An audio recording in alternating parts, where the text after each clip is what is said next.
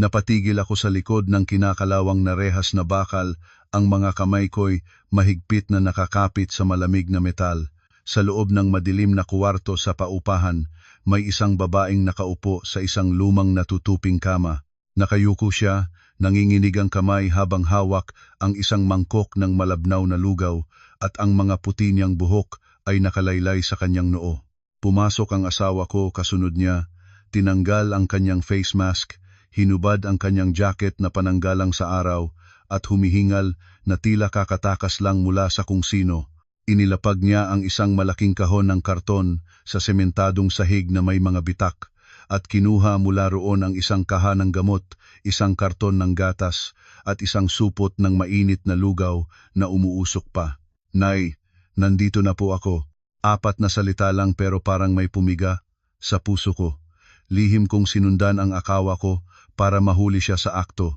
Inihanda ko na ang isip ko sa eksenang iaabot niya ang pera sa isang kaanak na nangangailangan o mas malala pa. Ang yakapin ang ibang lalaki, ngunit ang taong nakaupo sa loob ng maalinsangan at mabahong silid na iyon ang nagpalambot sa aking mga tuhod. Yumuko ang asawa ko at kumuha ng basang bimpo para punasan ang mga kamay ng matanda, dahan-dahan na parabang takot siyang makasakit. Pagkatapos, dumukot siya mula sa bulsa ng kanyang pantalon ng isang bugkos ng pera, buo pa ang papel na panali mula sa bangko at inilagay ito sa palad ng babae. "Heto po ang pera, Nay. Pambayad niyo po sa upa. At para sa susunod na bayarin sa ospital." Umiling ang matanda. Ang kanyang payat na kamay ay tinatabig ang pera na parabang isang kasalanan ang hawakan ito. "Huwag na, anak. Alam ba, Tony Paulo, ang pangalan ko ay umalingaw-ngaw sa masikip na silid, parang isang hatol. Napalunok ako. Nabingi ang aking mga tainga at nangangati ang aking mga mata. Hindi ako nangahas na pumasok. Hindi ako nangahas na umubo. Naglakas loob lang akong sumilip sa siwang ng rehas. Pinanood ko ang asawa kong inaayos ang unan sa likod ng kanyang ina. Pinanood ko siyang sinusubuan ito ng bawat kutsara ng lugaw habang pilit nang umingiti. "Nay, magpakabait po kayo, ha? Kumain po kayo ng maayos. Kailangan ko na pong umuwi bago pa siya maghinala. Akala ko ako ang may kontrol sa lahat ng bagay sa loob ng aming marangyang tahanan. Pero sa sandaling iyon, naintindihan kong may isang bagay na itinatago at sapat na iyon upang patayin ang aking pagpapahalaga sa sarili. Kung gusto ninyo ang ganitong mga kwento ng totoong buhay, huwag kalimutang mag-subscribe sa channel ko. Naranasan mo na bang pagbintangan ang isang miyembro ng pamilya nang dahil lang sa pera? Umalis ako sa eskinita na iyon na parang sinampal ng diretso sa mukha, pero hindi ako sumugod sa silid. Hindi ko rin nagawang tawagin ang pangalan ng asawa ko. Tumayo lang ako roon ng eksaktong 10 segundo, sapat na para marinig ang tuyong ubo ng matanda at ang pagtapik ni Angela sa kanyang likod. Pagkatapos ay tumalikod ako, pasuray-suray na naglakad palabas sa kanto ng kalye. Sa aking sinakyang habal-habal, humampas ang hangin sa aking mga mata na lalong nagpahapdi rito, pero alam kong umiiyak ako hindi dahil sa awa, kundi dahil sa kahihiyan. Kahihiyan dahil buong buhay ko, naniniwala akong ang lalaki ang dapat may hawak ng manibela, ang babae na may kailangan lang maging masunurin. Ang pangalan ko ay Paolo, 38 taong gulang, General Manager ng isang real estate company. Sanay akong magdesisyon base sa numero, sa mga spreadsheet, sa mga kontrata. Naitayo ko ang bahay na ito, nabili ko ang sasakyang ito. Ngunit ang bagay na tunay kong ipinagmamalaki ay ang pakiramdam ng kontrol. Gusto kong lahat ng bagay ay nasa tamang lugar. Ang mga susi ay dapat nakasabit sa tamang sabitan. Ang mga resibo ay dapat nakaayos sa tamang lagayan at ang pera ay dapat mapunta sa direksyong aking itinakda. Ang pinakaayaw ko ay ang kalabuan. Dahil 7 taon na ang nakalilipas, ang kalabuan ding iyon ang nagtulak sa akin sa pinakailalim. Nalugi ako noon. Puno ng mga nagpapautang ang labas ng pinto namin. Ang telepono ko'y walang tigil sa pagtunog na parang kulog. Ang mga kaibigan ko'y naglaho. At ako na may gusto na lang lamunin ng lupa. Ang nanay ko, si Nanay Elena, ang nagbigay sa akin ng isang supot ng pera na nakabalot sa lumang diaryo, sinabing magsimula akong muli. at isinumpa ko sa sarili ko na hindi ko hahayaang maghirap ang sinuman sa pamilya ko. Ang sumpang iyon ay napakaganda pakinggan, ngunit may kasama itong isang kawit. Hindi ko hahayaan ang sinuman na magbigay sa akin ng kahihiyan muli. Takot akong malinlang, takot na maliitin, takot na tingnan ako ng mga tao bilang isang lalaking walang silbi. Kaya nang pakasalan ko si Angela, hindi ako pumili ng babaeng matalino at mahilig makipagtalo. Pumili ako ng isang taong mahinahon, hindi pala salita, at marunong yumuko. Tinawag ko itong kapayapaan. Pero sa totoo lang, iyon ang hawlang, ako mismo ang gumawa at ikinulong kaming mag-asawa sa loob. Dati, akala ko'y mabuti akong tao dahil hindi ako nananakit, hindi ako nagmumura, hindi ako babaero. Isa lang ang ginagawa ko, kinokontrol ko ang pera. Bawat buwan, binibigyan ko si Angela ng isang sobre na may lamang $17,000, sapat lang para hindi siya maging komportable, pero hindi rin naman mamamatay sa gutom. At tinawag ko itong pagtuturo sa asawa kung paano mag-impok. Naniniwala ako na kung hihigpitan ang pitaka ng isang babae, magiging abala siya sa pag-iisip ng ulam, sa pag-aalala sa bayarin sa kuryente, at wala ng oras para mag-isip ng kung ano-ano. Sinabi ko pa sa sarili ko na pinoprotektahan ko ang aking pamilya mula sa mga bagay sa labas, mula sa pamilya niya, sa mga estranghero, at maging sa sarili kong kahinaan. Ngunit ngayon, isang pangungusap lang, natatakot akong maghinala siya ang sumira sa lahat ng aking pagkukunwari. Itinago ito ni Angela sa akin, hindi dahil masama siya, kundi dahil naiintindihan niya ako. Naiintindihan niya na ang aking nagngangalit na pride ay mas malaki pa kaysa sa aking awa. At ang pinaka nakakatakot ay kung ang sikretong iyon ay may kinalaman sa nanay ko, dahil kung ganoon, hindi lang pera ang nanganganib, kundi ang imaheng isinuot ko sa aking sarili sa loob ng maraming taon. Bigla kong naramdaman na ang aking mansyon ay parang isang maningning na entablado, at sa likod ng entablado, may isang taong tahimik na pumapasan sa utang, sa sakit, at maging sa kapayapaan, para lang ako ang maging amo sa sarili kong bahay. Kailangan kong malaman kung sino ang nagtulak sa nanay ko sa kwartong iyon, at kung magkano ang kinailangang bayaran ni Angela para hindi ako madurog. Dumating ako sa bahay nang mag-aagaw dilim na.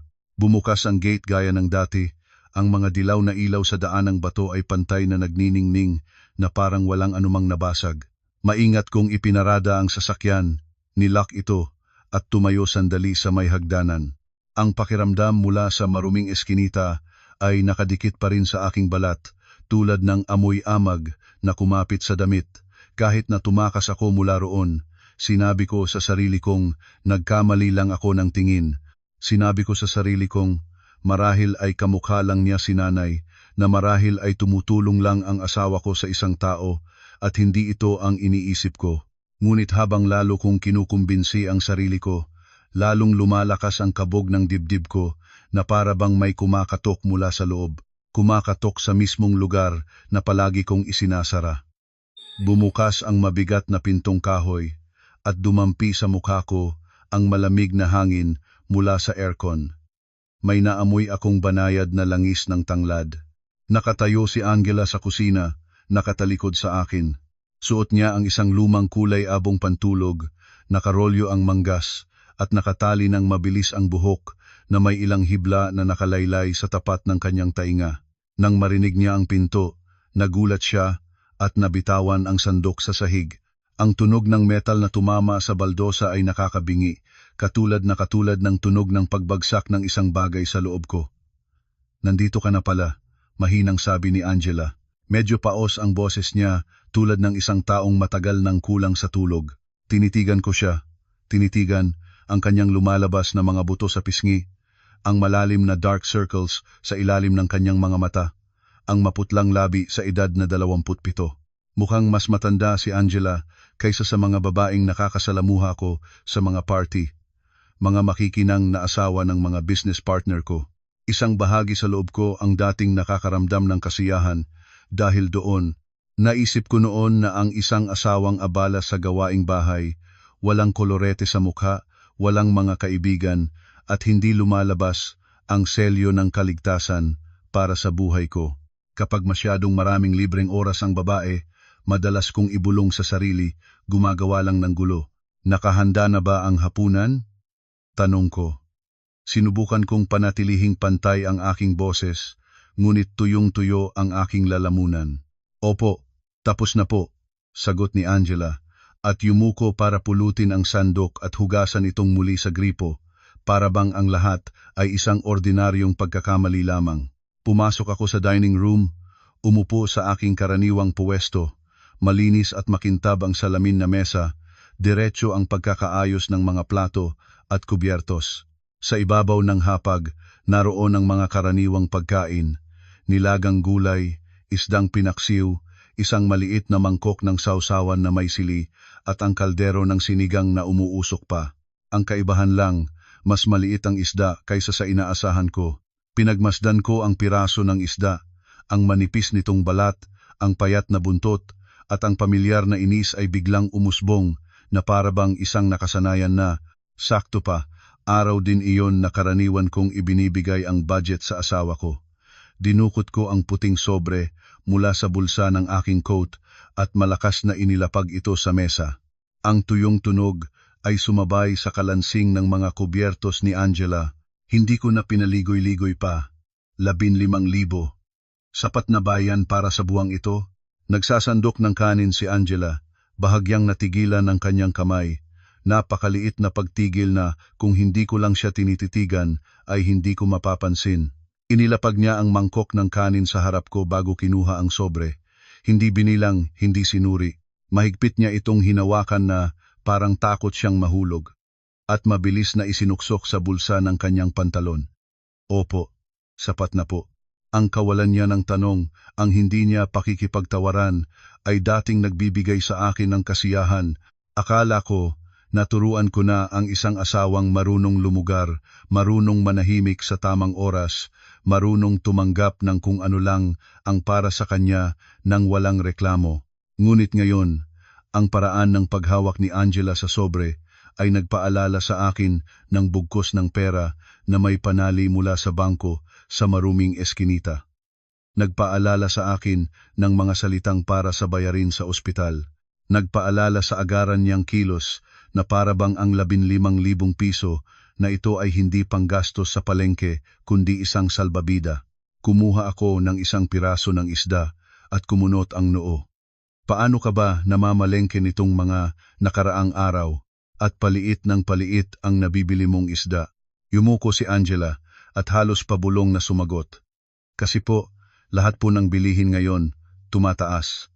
Susubukan ko pong pumili ng mas maigi sa susunod. Binitiwan ko ang isang linyang madalas kong sabihin na parabang nagbibitaw ng isang silo. Huwag mong isisi sa pagtaas ng presyo. Dahil lang yan, hindi ka marunong mag-budget. Buong araw, iisa lang naman ang trabaho mo, mamalengke at magluto. Hindi kumibo si Angela, kailanman ay hindi siya kumikibo. Tahimik lang siyang nagsalin ng gulay sa aking plato. Ang kanyang payat na kamay ay litaw ang mga ugat, putol-putol ang mga kuko, at makapal ang kalyo sa dulo ng mga daliri. Bigla kong nakita na ang mga kamay na iyon ay hindi na kamay ng estudyante ng fine arts na nakilala ko noon, kundi mga kamay ng isang taong nabubuhay na parang anino. Nabubuhay para pagsilbihan ang iba, at nabubuhay para itago ang isang bagay na napakabigat. Lumipas ang hapunan sa nakakabinging katahimikan. Kumakain ako habang nag-i-scroll sa telepono, sumusulyap sa balita sa stock market, sa mga balita tungkol sa lupa't ari-arian. Mabilis at kaunti lang ang kinain ni Angela bago tumayo para magligpit. Ang tuloy-tuloy na agos ng tubig mula sa gripo habang siya ay naghuhugas ng plato ay tila paraan niya para panatilihing normal ang lahat. Sumindi ako ng sigarilyo at pinanood ang kanyang payat na likod. At sa unang pagkakataon sa buhay ko, nakita ko na ang pagod ni Angela ay hindi pagod ng isang taong gumagawa ng gawaing bahay. Ito ay parang pagkaubos ng lakas ng isang taong pumapasan ng isang hindi nakikitang bato na sobrang bigat kaya kailangan niyang magkagatlabi para lang makalakad. Tumayo ako, pumasok sa kusina at binuksan ang ref bilang isang ugali ng pag-iinspeksyon. Ang chiller ay halos walang laman, May ilang itlog lang, isang taling kangkong na lantana, at isang Tupperware ng adobo mula kagabi. Ang freezer, wala ring laman, tanging isang ice tray lang. Minasdan ko ang walang laman na ref, at pagkatapos ay ang anino ni Angela na nakabanaag sa pinto nito. Bakit walang laman ang ref? Tanong ko. Mahina pero malamig ang tono. Nagulat si Angela at ipinunas ang kamay sa dulo ng kanyang damit. Araw-araw po akong bumibili ng pagkain para sa riwa. At saka, kaunti lang din naman po ang kinakain ko. Mapait akong napangiti. Isang ngiting walang saya. Kaunti lang ang kinakain mo o binabawasan mo ang budget. Hindi umimik si Angela. Kinagat niya ang kanyang labi hanggang sa mag-iwan ito ng pulang marka. Ang katahimikan na iyon ay mas lalong nagpairita sa akin kaysa sa anumang sagot dahil ito ay ang katahimikan ng isang taong may itinatago, hindi ng isang taong napagbibintangan. Hinila ko ang drawer ng kabinet sa kusina kung saan niya madalas ilagay ang mga resibo. Nasaan ang resibo ng kuryente at tubig para sa buwang ito? Ipakita mo sa akin. Naghahalungkat si Angela. Inabot niya sa akin ang isang tumpok ng papel. Kinuha ko ito, sinuri ang bawat numero, bawat linya. Bumaba ng malaki ang bayarin sa kuryente. Tumingala ako. Bakit bumaba ang bayarin sa kuryente? Mabilis na sumagot si Angela, na para bang handa na ang kanyang sagot. Hindi ko na po kasi binubuksan ang aircon sa umaga. Electric fan na lang po para makatipid. Tinitigan ko siya ng diretso sa mata. O baka naman wala ka sa bahay tuwing umaga, saan ka nagpupunta? Saglit na kumurap si Angela bago agad na yumuko. Nasa bahay lang po ako, sinabi niya iyon, pero hindi sigurado ang kanyang boses. At sa mismong sandaling iyon, sumagi sa isip ko ang imahe ni Angela na suot ang kanyang balot na jacket at pantalon, bit-bit ang isang kahon ng karton. Nagmamasid sa paligid bago humarurot sa ilalim ng sikat ng araw. Narinig ko ng malinaw ang pagkabog ng puso ko sa aking dibdib na para bang may nagbibilang ng pabalik.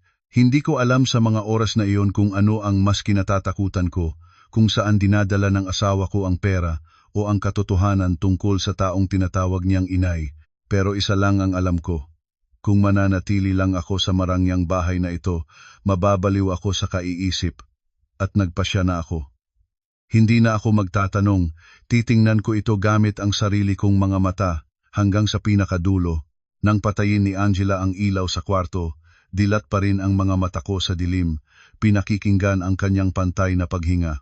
Hinintay ko hanggang sa tuluyan nang tumahimik ang buong bahay, saka ako dahan-dahang bumangon, kinuha ang telepono at nag-text sa aking sekretarya ng isang maikling mensahe. Bukas ng umaga, absent ako. I-cancel mo lahat ng schedule. Ibinaba ko ang telepono at tumitig sa kisame. Sa isip ko, isa na lang ang plano, isang malamig na plano. Bukas ng umaga, magsisinungaling ako kay Angela na may business trip ako at susundan ko siya hanggang sa lugar na matagal na niyang itinatago sa akin. Hindi ako nakatulog ng gabing iyon. Ang ugong ng aircon ay maririnig habang si Angela ay nakatalikod at putol-putol ang paghinga. Bandang 11:00 ng gabi, tahimik siyang bumangon sa kama. Napakagaan ng kanyang mga yapak. Nagkunwari akong gumalaw at sinilip ko ang manilaw-nilaw na liwanag mula sa banyo na tumatagos sa siwang ng pinto. Narinig ko ang pagbukas at pagsara ng gripo na para bang may sinusubukang gumawa ng ingay para pagtakpan ang ibang bagay. Lumakas ang kabog ng dibdib ko. Bumaba ako mula sa kama. Lumapit at huminto sa harap ng bahagyang nakabukas na pinto. Sinabi ko sa sarili ko na baka nakasanayan lang, pero naging matalas ang aking pandinig. Nakita kong hindi naliligo si Angela. Nakaupo siya sa malamig na sahig ng banyo, ang likod ay nakasandal sa inidoro, nakalugay ang kanyang buhok, at sa kanyang kamay ay ang maliwanag na telepono na nagpapaputla lalo sa kanyang mukha. Mabilis na nag-scroll ang kanyang mga daliri, pagkatapos ay idinikit ang telepono sa kanyang tainga. Mahina lang siyang magsalita, pero dahil sa katahimikan ng gabi, narinig ko ang lahat ng malinaw. Nanginginig ang bose ni Angela na parang takot na mahuli. Sabi niya, "Nay, huwag niyo na po akong pilitin. Ginagawan ko po ng paraan, pero hindi ko po masabi sa kanya. Parang ipinako ako sa kinatatayuan ko." Pinagpawisan ng batok ko, ang salitang nay ang nagpainit sa buong katawan ko. Nasa probinsya ang nanay ko at regular akong nagpapadala ng pera. Hindi niya kailangang tumawag sa manugang niya para humingi. Kung gayon, ang nay na tinutukoy ni Angela ay maaari lang na mula sa kanyang pamilya. Narinig ko na sa mga kaibigan ko ang mga kwento ng mga asawang lihim na kumukuha ng pera sa kanilang mga mister. Dati, naiinis akong nakangiti dahil sa akin hindi iyon mangyayari. Pero sa mga sandaling ito, naramdaman kong pinaglalaruan ako. Ginagawan ko po ng paraan. Anong paraan? Saan? Kung hindi ito pagbabawas sa budget ng palengke, ito ay pagtatago ng secret fund o mas malala pa, pangungutang sa likod ko para iligtas kung sino. Hindi ako sumugod. Kailangan ko ng ebidensya. Tulad ng kapag pumipirma ako ng kontrata, palagi kong itinatago ang huling baraha. Umatras ako, sinadyang tapakan ng malakas ang sahig at umubo para tumawag. Angela, pakikuha naman ako ng tuwalya. May narinig akong kalabog sa loob. Pagkatapos ay ang malakas na pagbukas ng tubig. Bumukas ang pinto at lumabas si Angela, basa ang mukha at mapula ang mga mata. Kinuha ko ang tuwalya at nagtanong, "Sino ang kausap mo kanina?" Nagulat siya. Nakinig lang ako ng music. Tiningnan ko ang nakataob niyang telepono, ngumiti ng mapait at bumulong, "Alam mo, ayaw ko sa lahat yung kumakain sa sarili kong pamamahay pero pinagtataksilan ako." Pagkatapos kong sabihin iyon, lumabas ako at iniwan si Angela na nakatayo roon na parang naubusan ng hininga. Sa salamin, nakita kong nanginginig ang kanyang mga balikat pero hindi ako naawa. Sa isip ko, ang luha ay isang sandata at ang sandata ay ginagamit lang kapag ang isang tao ay natatakot. Nakahiga akong nakatalikod, pinakikinggan ang kanyang mabigat at putol-putol na paghinga. At sa isip ko'y nagkukuwenta. Kung makakatipid siya ng 1 o 2,000 bawat buwan, sa loob ng 3 taon, malaki na iyon. Naramdaman kong nainsulto ako. Ang perang pinaghirapan ko ay dapat malinaw. Kung maglakas loob siyang lokohin ako, bibigyan ko siya ng leksyon. Kinaumagahan, ang mga salita ni Angela ay nanatiling parang tinik sa isip ko. Nakaupo ako sa meeting, nakatingin sa sales chart, pero ang mga mata ko'y laging napupunta sa telepono. Hindi ko siya tinanong ng diretsyo dahil ang pagtatanong ay magbibigay sa kanya ng pagkakataong gumawa ng isa pang kasinungalingan. Gusto kong makita kung saan napupunta ang pera. Gusto kong malaman kung sino ang pumipilit sa kanya. Gusto kong marinig mismo ang boses sa kabilang linya. Nagsimula akong bigyang pansin ang kanyang mga gawi. Bihira siyang mag-text sa harap ko, pero madalas niyang dalhin ang telepono sa banyo at mabilis na itinatago ito kapag nakikita ako. Hindi siya namimili, pero mahigpit ang hawak niya sa kanyang pitaka. Hating gabi na nang umuwi ako, pilit na pinapanatili ang kalmadong anyo. Inabutan pa rin ako ni Angela ng tsinelas at mahinang nagtanong, pero ang mga mata niya ay laging umiiwas sa akin. Napagtanto ko na sa bahay na ito, ako pala ang naloloko dahil sa kakulangan ng impormasyon. Nagpasya akong baguhin ang laro. Hindi ako sisigaw ng walang kabuluhan. Gagawa ako ng isang pagsubok. At kailangan ko ng payo mula sa isang taong may karanasan. Sa mundo ng negosyo, lahat ay may kwento tungkol sa mga babae at kanilang mga secret fund. Binuksan ko ang aking contacts, huminto sa pangalang Rico at agad na tinawagan. Kakasimula pa lang mag-ring ng telepono ay pinatay ko na. Ayokong magsalita ng padalos-dalos habang magulo pa ang isip ko. Kailangan ko ng isang malinis na plano. Umakyat ako sa itaas, binuksan ang safe, at tinitigan ang tumpok ng mga dokumento at bank cards na nakahiga doon. Ang bagay na pinagkakatiwalaan ko sa buhay ay mga numero pala. Lumabas ako sa balkonahe, tiningnan ang tahimik na kapitbahayan, at naalala ang nanginginig na boses ni Angela. Hindi ko po masabi sa kanya. Ang mga salitang iyon ay hindi lang takot, kundi isang babala. Alam kong simula ngayon, oobserbahan ko ang aking asawa hanggang sa lumabas ang katotohanan. Ang Hainan Cafe ay nasa isang kanto na natatakpan ng mga puno ng mangga, isang lugar na madalas puntahan ng mga taga-business world. Diskreto ito, ngunit madaling magmasid. Dumating ako ng 15 minuto bago ang usapan, umupo sa isang mesa sa loob, nakatalikod sa salaming bintana at nakaharap sa counter para makita ko ang sinumang papasok. Ganoon ang ugali ko. Saan man ako magpunta, kailangan kong maging dominante. Lalo na ngayong mayroon akong mga pagdududa sa isip na hindi ko pa malutas. Nag-order ako ng isang baso ng kapeng barako, walang asukal. Ang pait ay gumising sa aking lalamunan, ngunit mas lalo nitong pinalinaw ang init sa aking dibdib. Dumating si Rico na nakapolo shirt na nakarolyo ang manggas at may kumikinang na gintong kwintas sa kanyang leeg. Ang kanyang mayabang na lakad ay nagpapakita ng isang taong sanay na umupo sa pera. Hinila ni Rico ang upuan at bumagsak dito. Tinitingnan ako na may mapanuksong ngiti. Ganyan ang itsura mo. Problema na naman sa babae. Hindi ako nagpaligoy-ligoy. Diretsahan kong ikinuwento ang tungkol sa kakaibang kilos ng asawa ko, ang tawag sa banyo, ang paghingi niya ng advance, at ang hinala kong nagpapadala siya ng pera sa kanyang pamilya. Habang nagsasalita ako, palaki ng palaki ang ngisi ni Rico. Para siyang nanonood ng isang comedy sketch na sa ulado na niya ang script. Mga babae, paano mo paniniwalaan yan?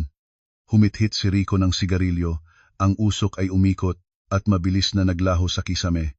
Akala ko ang asawa ko, mabait lang na nasa bahay, nagluluto. Bigla, nalaman ko na lang na ninanakawan na pala ako ng halos 200,000 sa loob ng 2 taon para ipangpatayo ng bahay ng kapatid niya sa probinsya. Hinigpitan ko ang hawak sa baso ng kape. 200,000. Ang halagang iyon ay parang isang kawit na direktang kumapit sa pinakasensitibong bahagi ng isip ko. Sinubukan kong panatilihing kalmado ang boses, na parang sa negosyo lang ang usapan. Siguro masyado kang maluwag sa pera, kaya nagkaroon siya ng pagkakataon. Ako, bawat buwan, eksakto lang ang binibigay ko. Malinaw ang kuwentahan, walang takas. Napangisi si Rico, at tinapik ang balikat ko na parang tinatapik ang isang baguhang kapatid. Nagkakamali ka. Ang mga babae, parang langgam yan. Paunti-unti. Pero, mapupuno rin ang pugad. Paano mo makokontrol ang presyo ng isang taling gulay? Ang isang isda, bumabawas siya ng ilang 10 piso sa palengke, dinaragdagan ng kaunti ang bayarin sa kuryente at tubig, tapos iniipon sa 15,000 binibigay mo. 10,000 lang ang ginagastos niya para sa'yo. Ang 5,000, tinatago niya. 3 taon na kayo, Paulo. I-multiply mo yan. Ang mga numero ay nagsimulang sumayaw sa isip ko na parang isang bukas na spreadsheet. 5,000 sa isang buwan, sa isang taon, 60,000, 3 taon, mahigit 100 at 80,000. Para sa akin, ang 180,000 ay katumbas lang ng isang magandang dinner para sa kliyente, pero ang issue ay hindi ang halaga, kundi ang pakiramdam na minamaliit at niloloko sa sarili kong pamamahay. Naramdaman kong umakyat ang dugo sa ulo ko, pero nanatili akong tuwid na nakaupo, hindi nagpapakita ng anumang emosyon. Pero kung kailangan niya talaga ng pera para sa pamilya, may sakit ang magulang, sabi ko, na parang naghahanap ng paraan para makatakas. Iwinagayway ni Rico ang kanyang kamay. Anong sakit? Bilang lalaki, dapat mong tandaan, kapag hindi malinaw kung saan napupunta ang pera, siguradong sa maruming lugar, yan napupunta. Makinig ka sa akin. Ngayon, gusto mo bang malaman ang totoo o gusto mong lokohin ang sarili mo? Tumingin ako ng diretso kay Rico. Gusto ko ng ebidensya. Tumango si Rico, sumandal, at ibinaba ang boses na parabang natatakot na marinig ng kabilang mesa. Ang ebidensya, simple lang. Bantayan mo siya, tingnan mo kung saan siya pumupunta sa umaga, o kaya maglagay ka ng patibong. Pero dapat matalino ang patibong. Huwag mong hahayaang maamoy niya. Matalas ang pakiramdam ng mga babae. Mapait akong ngumiti. Patibong. Kagabi pa lang, iniisip ko na ang tungkol sa patibong. Pero nang marinig ko ang sinabi ni Rico, ang patibong sa isip ko ay parang binigyan ng karagdagang hangin. Inubos ko ang aking kape. Ang pait ay dumikit sa aking dila. Pagkatapos ay tumayo ako. Hindi na ako nagsalita pa dahil habang lalo akong nagsasalita, mas lalong lumalabas ang aking nasaktang ego. Habang pauwi ako, maingay pa rin ang syudad, sunod-sunod ang mga traffic light. Pinagmasdan ko ang mga tao at naramdaman kong kakaiba. Lahat ay abala. Habang ako naman ay abala sa pagbabantay sa sarili kong asawa. Pinagtawanan ko ang sarili ko sandali, pagkatapos ay naalala ko ang mga salitang hindi ko po masabi sa kanya. At ang pakiramdam ng pagtawa sa sarili ay biglang naglaho. Pinalitan ito ng isang bagay na parang sampal. Sinasabi nito sa akin na sa mata ng aking asawa, hindi ako ang taong mapagkakatiwalaan, kundi ang taong dapat katakutan. Kakaliko ko pa lang sa subdivision nang makita ko si Aling Tess, ang kapitbahay namin na nagwawalis sa bakuran. Si Aling Tess, ang walking radyo ng buong lugar. Ang problema sa isang bahay ay hindi pa man tapos lutuin, alam na niya ang amoy. Nang makita ako, tumingala siya at itinukod ang walis. Aba, ang aga naman yata umuwi ni Sir? Ibinaba ko ang bintana at tumango lang. Opo, medyo maaga po. Sumilip si Aling Tess sa loob ng sasakyan at ibinaba ang boses na parabang nagkukunwaring nagkataon lang. Teka, nitong mga nakaraang araw, parang busy yata si Mrs. mo ano? Isang kaba ang naramdaman ko. Sinubukan kong panatilihing malamig ang ekspresyon ng aking mukha. Nasa bahay lang po si Mrs. Aling Tess. Nag-aasikaso ng bahay. Hindi naman po busy. Ngumuso si Aling Tess at umiling. Ganoon ba? Akala ko kasi nagbi-business siya. Nitong mga nakaraang araw, tuwing tanghaling tapat, nakikita ko siyang lumalabas. Naka-jacket na pananggalang sa araw, balot na parang ninja. Nagmamadali, tapos hapon na akong umuwi, sakto para sa pagluluto ng hapunan. Minsan, tinatawag ko siya, pero humaharurot lang, hindi man lang sumasagot. Ang mga salita ni Aling Tess ay parang isang manipis na patalim na tumama sa mismong lugar ng aking pagdududa. Tanghaling tapat, nagmamadali, hindi sumasagot. Sinabi sa akin ni Angela na natutulog siya tuwing tanghali dahil masakit ang ulo niya. So, ang sakit ng ulo pala ay isang dahilan lang. Saan siya pumupunta? Sino ang kanyang kinakatagpo? Ano ang dala niya? Kailan siya nag-withdraw ng pera? Ang mga tanong ay naguunahan sa isip ko na nagpabigat sa manibela sa aking mga kamay. Hindi na ako nagpaalam kay Aling Tess. Tinapakan ko ang gas at pinasok ang sasakyan sa garahe. Ang automatic na pinto ay bumagsak sa likod ko. Ang malakas na tunog ay umalingaw-ngaw sa saradong espasyo. Parang ikinulong ko ang sarili ko. Kasama ng isang desisyon, pumasok ako sa bahay. Nasa kusina si Angela. Nang marinig niya ang aking mga yapak, nagulat na naman siya. Nabitawan niya ang takip ng kaldero sa sahig. Ang aga mo yata? Tanong niya na may halong gulat sa mata. Tinitigan ko siya ng diretsyo. Wala na akong pasensya para umarte pa. Saan ka galing kaninang tanghali? Pinaglaruan ni Angela ang dulo ng kanyang damit.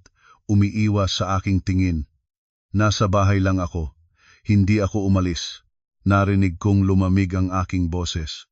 Sabi ni Aling Tess, nakita kanyang lumabas kaninang tanghaling tapat. Hanggang kailan mo balak magsinungaling sa akin? Nautal si Angela, pinagpawisan ang noo.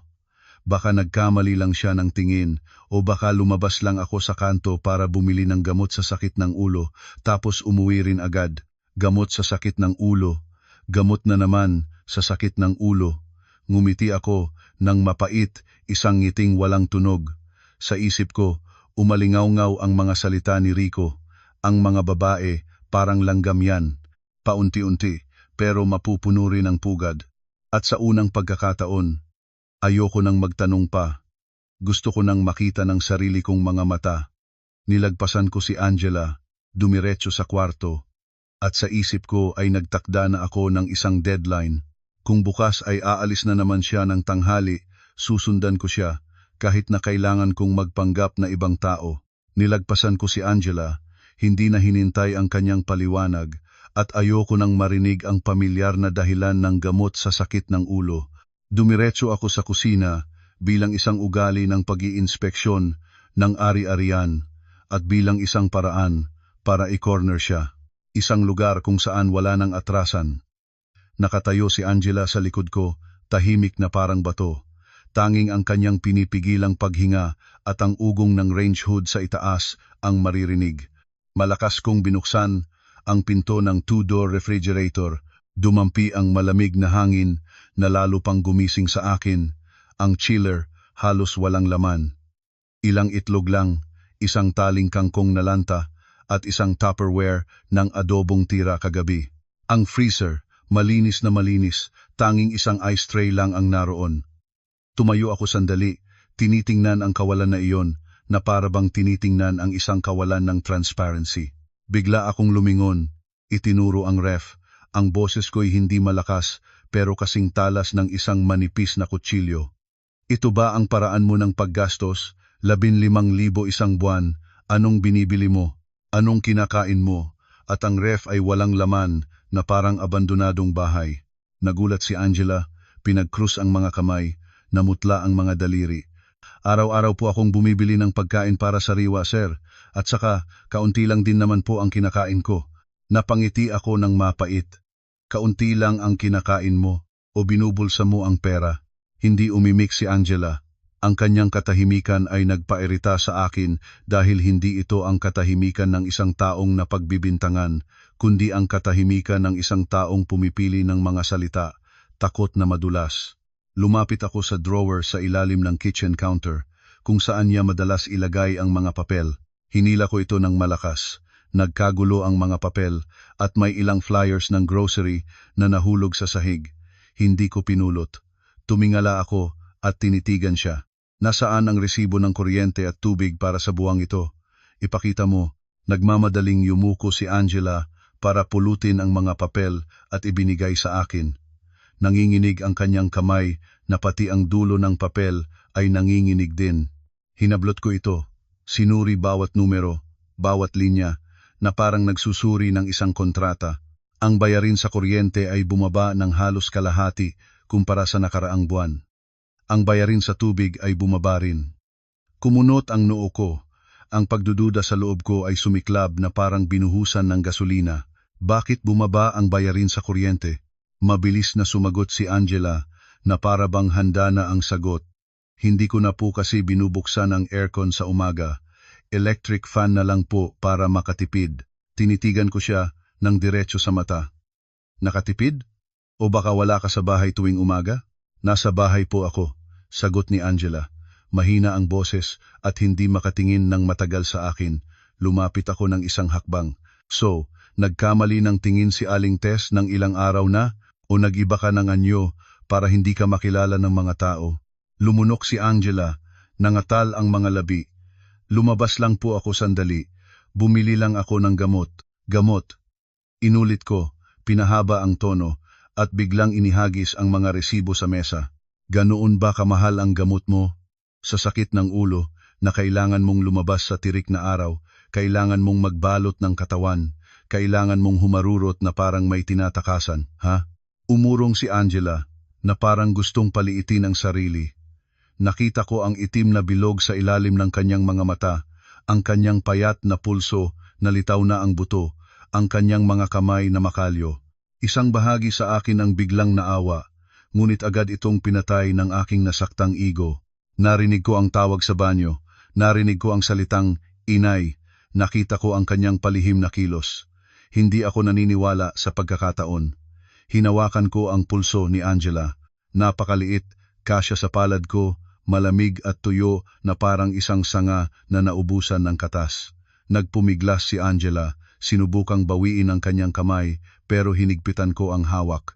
Ang boses ko nooy hindi na kailangang sumigaw dahil ang mismong kalmado ay siyang nakakatakot. Makinig ka, Angela, hindi ako tanga. Ang karayom sa loob ng sako, lalabas at lalabas din yan. Tumingala si Angela, mapula ang mga mata, nanginginig ang mga labi. Nasasaktan ako. Hindi ko binitawan, ibinaba ko pa ang aking boses. Bawat salita ay parang pako kapag nalaman kong nagdala ka ng kahit isang piso lang ng pera ko para suportahan ang iba, para suportahan ang pamilya mo sa probinsya o kung sino man diyan. Huwag mo akong sisisihin kung maging malupit ako. Napatigil si Angela. Nanlalaki ang mga mata at kinagat ang labi. Nakita kong dumugo ang kanyang labi, isang maliit na patak ng dugo, pero hindi pa rin siya nagsalita. Hindi siya nagpaliwanag, hindi nakiusap. Nakatayo lang siya roon, humihingal na parang isang taong may pasan-pasang sikreto na mas mabigat pa kaysa sa aking banta. Ang kanyang katahimikan ay nagpabaliw sa akin. Ito ay parang isang hindi binigkas na pag-amin. Para bang pinili niyang tiisin ang kahihiyan kaysa sabihin ang totoo. Binitawan ko ang kanyang kamay. Napasuray-suray si Angela at tumama ang kanyang balikat sa gilid ng mesa, pero hindi siya umaray. Yumuko lang siya para pulutin muli ang sandok na nahulog mula pa kanina at hinugasan ito muli sa gripo na parang walang nangyari. Ang kilos na iyon, kahit maliit, ay mas lalong nag-insulto sa akin na para bang sumisigaw ako mag-isa. Habang siya naman, kalmadong nakatayo sa labas, tinataguan ako sa likod ng isang salamin. Umakyat ako sa taas at malakas na isinara ang pinto ng kwarto. Ang malakas na pagsara ng pinto ay umalingaw-ngaw at bumaba hanggang hagdanan bago humina. Naglakad-lakad ako sa loob ng kwarto na parang isang hayop na nakakulong, malakas ang kabog ng dibdib. Tiningnan ko ang vanity table, ang safe, ang bawat bagay sa bahay na ito. At sa unang pagkakataon, nakita ko na lahat ng bagay ay maaaring mawala, hindi sa pagnanakaw, kundi sa palihim na kilos ng taong pinagkakatiwalaan ko. Bumagsak ako sa gilid ng kama, mahigpit na kinuyom ang mga kamay. Hindi ako maaaring magtanong dahil ang pagtatanong ay magbibigay sa kanya ng pagkakataong maghanda ng kasinungalingan. Hindi ko rin siya pwedeng takutin pa dahil habang lalo siyang natatakot, mas lalo niyang itatago. Kailangan ko ng ebidensya. Isang ebidensya na hindi na niya maitatanggi at magbibigay sa akin ng karapatang magdesisyon ng walang pagsisisi. Sa isip ko, isang patibong ang nabuo, malinaw at malamig na parang metal. Kinaumagahan, bago pumasok sa trabaho, mag-iiwan ako ng pera sa isang lugar na siguradong makikita ni Angela. At hihintayin kong makita kung gaano kasakim ang daga sa bahay na ito. Kinaumagahan, mas maaga akong gumising kaysa dati. Ang sikat ng araw ay tumagos sa mga kurtina, nag-iwan ng mga mahahabang guhit sa makintab na sahig na kahoy. Nasa kusina pa rin si Angela. Marahan ang kalansing ng mga plato't kubyertos na para bang takot siyang abalahin ako. Tinitigan ko ang kanyang payat na likod sandali bago bumalik sa kwarto at binuksan ang safe. Sa loob ng safe, lahat ay maayos na nakasalansan, mga bank card, mga dokumento, at ang mga tumpok ng pera na itinatabi ko para sa mga emergency. Kumuha ako ng eksaktong 20,000 at itinali ito ng isang bagong rubber band. Ganoon kaingat na para bang naghahanda ng isang ebidensya. Hindi ko ito inilagay sa pitaka. Inilagay ko ito sa vanity table, sa tabi mismo ng murang moisturizer ni Angela. Isang bagay na ginagamit niya hanggang sa maubos pero hindi bumibili ng bago. Tinitigan ko ang tumpok ng pera sandali na parang isang mangangaso na tumitingin sa kanyang bitag. Sinabi ko sa sarili ko, para sa isang taong gipit, para sa isang taong kailangang magtago sa banyo para makipag-usap, may amoy ang pera. Aakitin siya nito. Kung mamayang hapon ay umuwi ako at nabawasan ang tumpok ng pera kahit isang piraso lang, hindi ko nakakailanganing makinig sa paliwanag. Magkakaroon ako ng dahilan para tapusin ang palihim na larong ito. At higit sa lahat, mapoprotektahan ko ang pakiramdam ng kontrol na siyang pinagbabatayan ng aking buhay. Bumaba ako sa kusina na naka-suit and tie, kumain lang ng kaunti. Binigyan ako ni Angela ng isang mangkok ng fur, pero isang higop lang ang ginawa ko bago ibaba ang mga chopsticks. Tiningnan niya ako, may bahid ng pag-aalala sa kanyang mga mata, pero ayoko nang basahin pa iyon. Gusto ko lang patunayan na tama ako. Bago umalis, lumingon pa ako, sinasadyang ipakita kay Angela na nagmamadali ako, na para bang hindi ko na nagawang itago ang pera. Gusto kong maniwala siya na ang tumpok ng pera ay isang hindi sinasadyang pagkakataon, hindi isang pain. Buong araw sa opisina, hindi ako makapag-concentrate. Pumipirma ako ng mga dokumento, dumadalo sa mga meeting pero hindi nakikinig ang tainga ko at hindi nakikita ng mata ko. Bawat ilang minuto, sumusulyap ako sa telepono para i-check ang kamera sa sala. Hindi ako naglagay ng kamera sa kwarto dahil kinukumbinsi ko pa rin ang sarili kong nirerespeto ko ang privacy. Pero sa totoo lang, natatakot akong makita ang mga bagay na ayaw kong makita. Bihira lang lumitaw si Angela sa kamera. Siya ay parang isang anino. Minsan, dadaan lang sa pinto ng kusina. Minsan, mawawala. Sa bawat pagkawala niya, nararamdaman kong mayroon ding pera na nawawala. Bandang 6:00 ng gabi, umuwi ako. Mabilis akong umakyat sa kwarto. Malakas ang kabog ng dibdib ko na parang isang lalaking manghuhuli sa akto. Itinulak ko ang pinto at tumingin ng diretso sa vanity table. Nawawala na ang tumpok ng pera. Sa isang saglit, nabingi ako. Umakyat ang dugo sa mukha ko. Nakatayo lang ako, hindi makahinga, na para bang nakarinig ng isang tahimik na pagsabog. So, malinaw na, sabi ko sa sarili, na pangisi ng mapait. Gaya rin pala siya ng ibang mga babae. Dali-dali akong bumaba sa kusina, handa nang isampal ang katotohanan sa mukha ni Angela. Ngunit pagdating ko sa dulo ng hagdanan, nakita ko siyang naghihintay doon. Hawak niya sa 2 kamay ang tumpok ng pera. Buo pa rin ang tali at ganoon pa rin kakapal. Tumingin sa akin si Angela, nanlalaki ang mga mata na parang takot na magkamali ako ng interpretasyon. Naiwan mo ang pera sa vanity table, mabilis niyang sabi. Nakita kong nagmamadali ka, kaya itinago ko muna sa drawer ng bedside table mo. Baka may makapasok na iba, makita pa at magka-interes. Bilangin mo ulit. Natigilan ako. Kinuha ko ang pera, hinaplos ng hinlalaki ang mga gilid. Binilang ko sa harap mismo niya. Hindi kailangan ng detalye. Kumpleto, walang kulang ni isang piraso. Isang kakaibang pagkadismaya ang naramdaman ko. Gumawa ako ng isang buong script sa isip ko. Pagkatapos, ang script na iyon ay gumuho. Hindi kinagat ni Angela ang pain.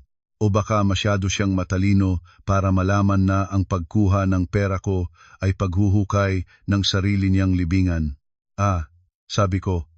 Medyo lumambot ang boses, pero malamig pa rin. Nakalimutan ko. Salamat. Tatalikod na sana ako para tapusin ang pagsubok nang biglang hinawakan ni Angela ang dulo ng aking coat. Nagulat ako sa marahang paghawak na iyon dahil bihira itong mangyari. Hindi kailanman naglakas loob si Angela na pigilan ako ng ganoon. Marahan lang ang paghawak niya na parang takot siyang itulak ko siya. Paolo, nanginginig niyang sabi, may hihilingin sana ako. Lumingon ako, naniningkit ang mga mata. Ano yon? Huminga ng malalim si Angela na para bang iniipon lahat ng lakas ng loob. Pwede bang i-advance ko muna yung budget para sa susunod na buwan? O kaya pahiram muna ng 5,000. Pangako, magtitipid ako. Ibabawas ko sa mga susunod na buwan. Tinitigan ko siya, tinitigan ang kanyang namumulang mata. At sa loob ko, ang patibong kaninang umaga na akala ko'y bigo na, ay biglang sumara sa ibang paraan. Inilagay ko ang pera sa bulsa at nag-cruise ng braso. Ang pera para sa buwang ito, kakabigay ko lang kahapon. Ngayon, humihingi ka ng advance para sa susunod na buwan. Nagbibiro ka ba? Hindi, umiling si Angela, nagmamadali at namumuo na ang luha. Mayroon po akong emergency. Sumpa, hindi ko po ito sasayangin. 5,000 lang po ang kailangan ko.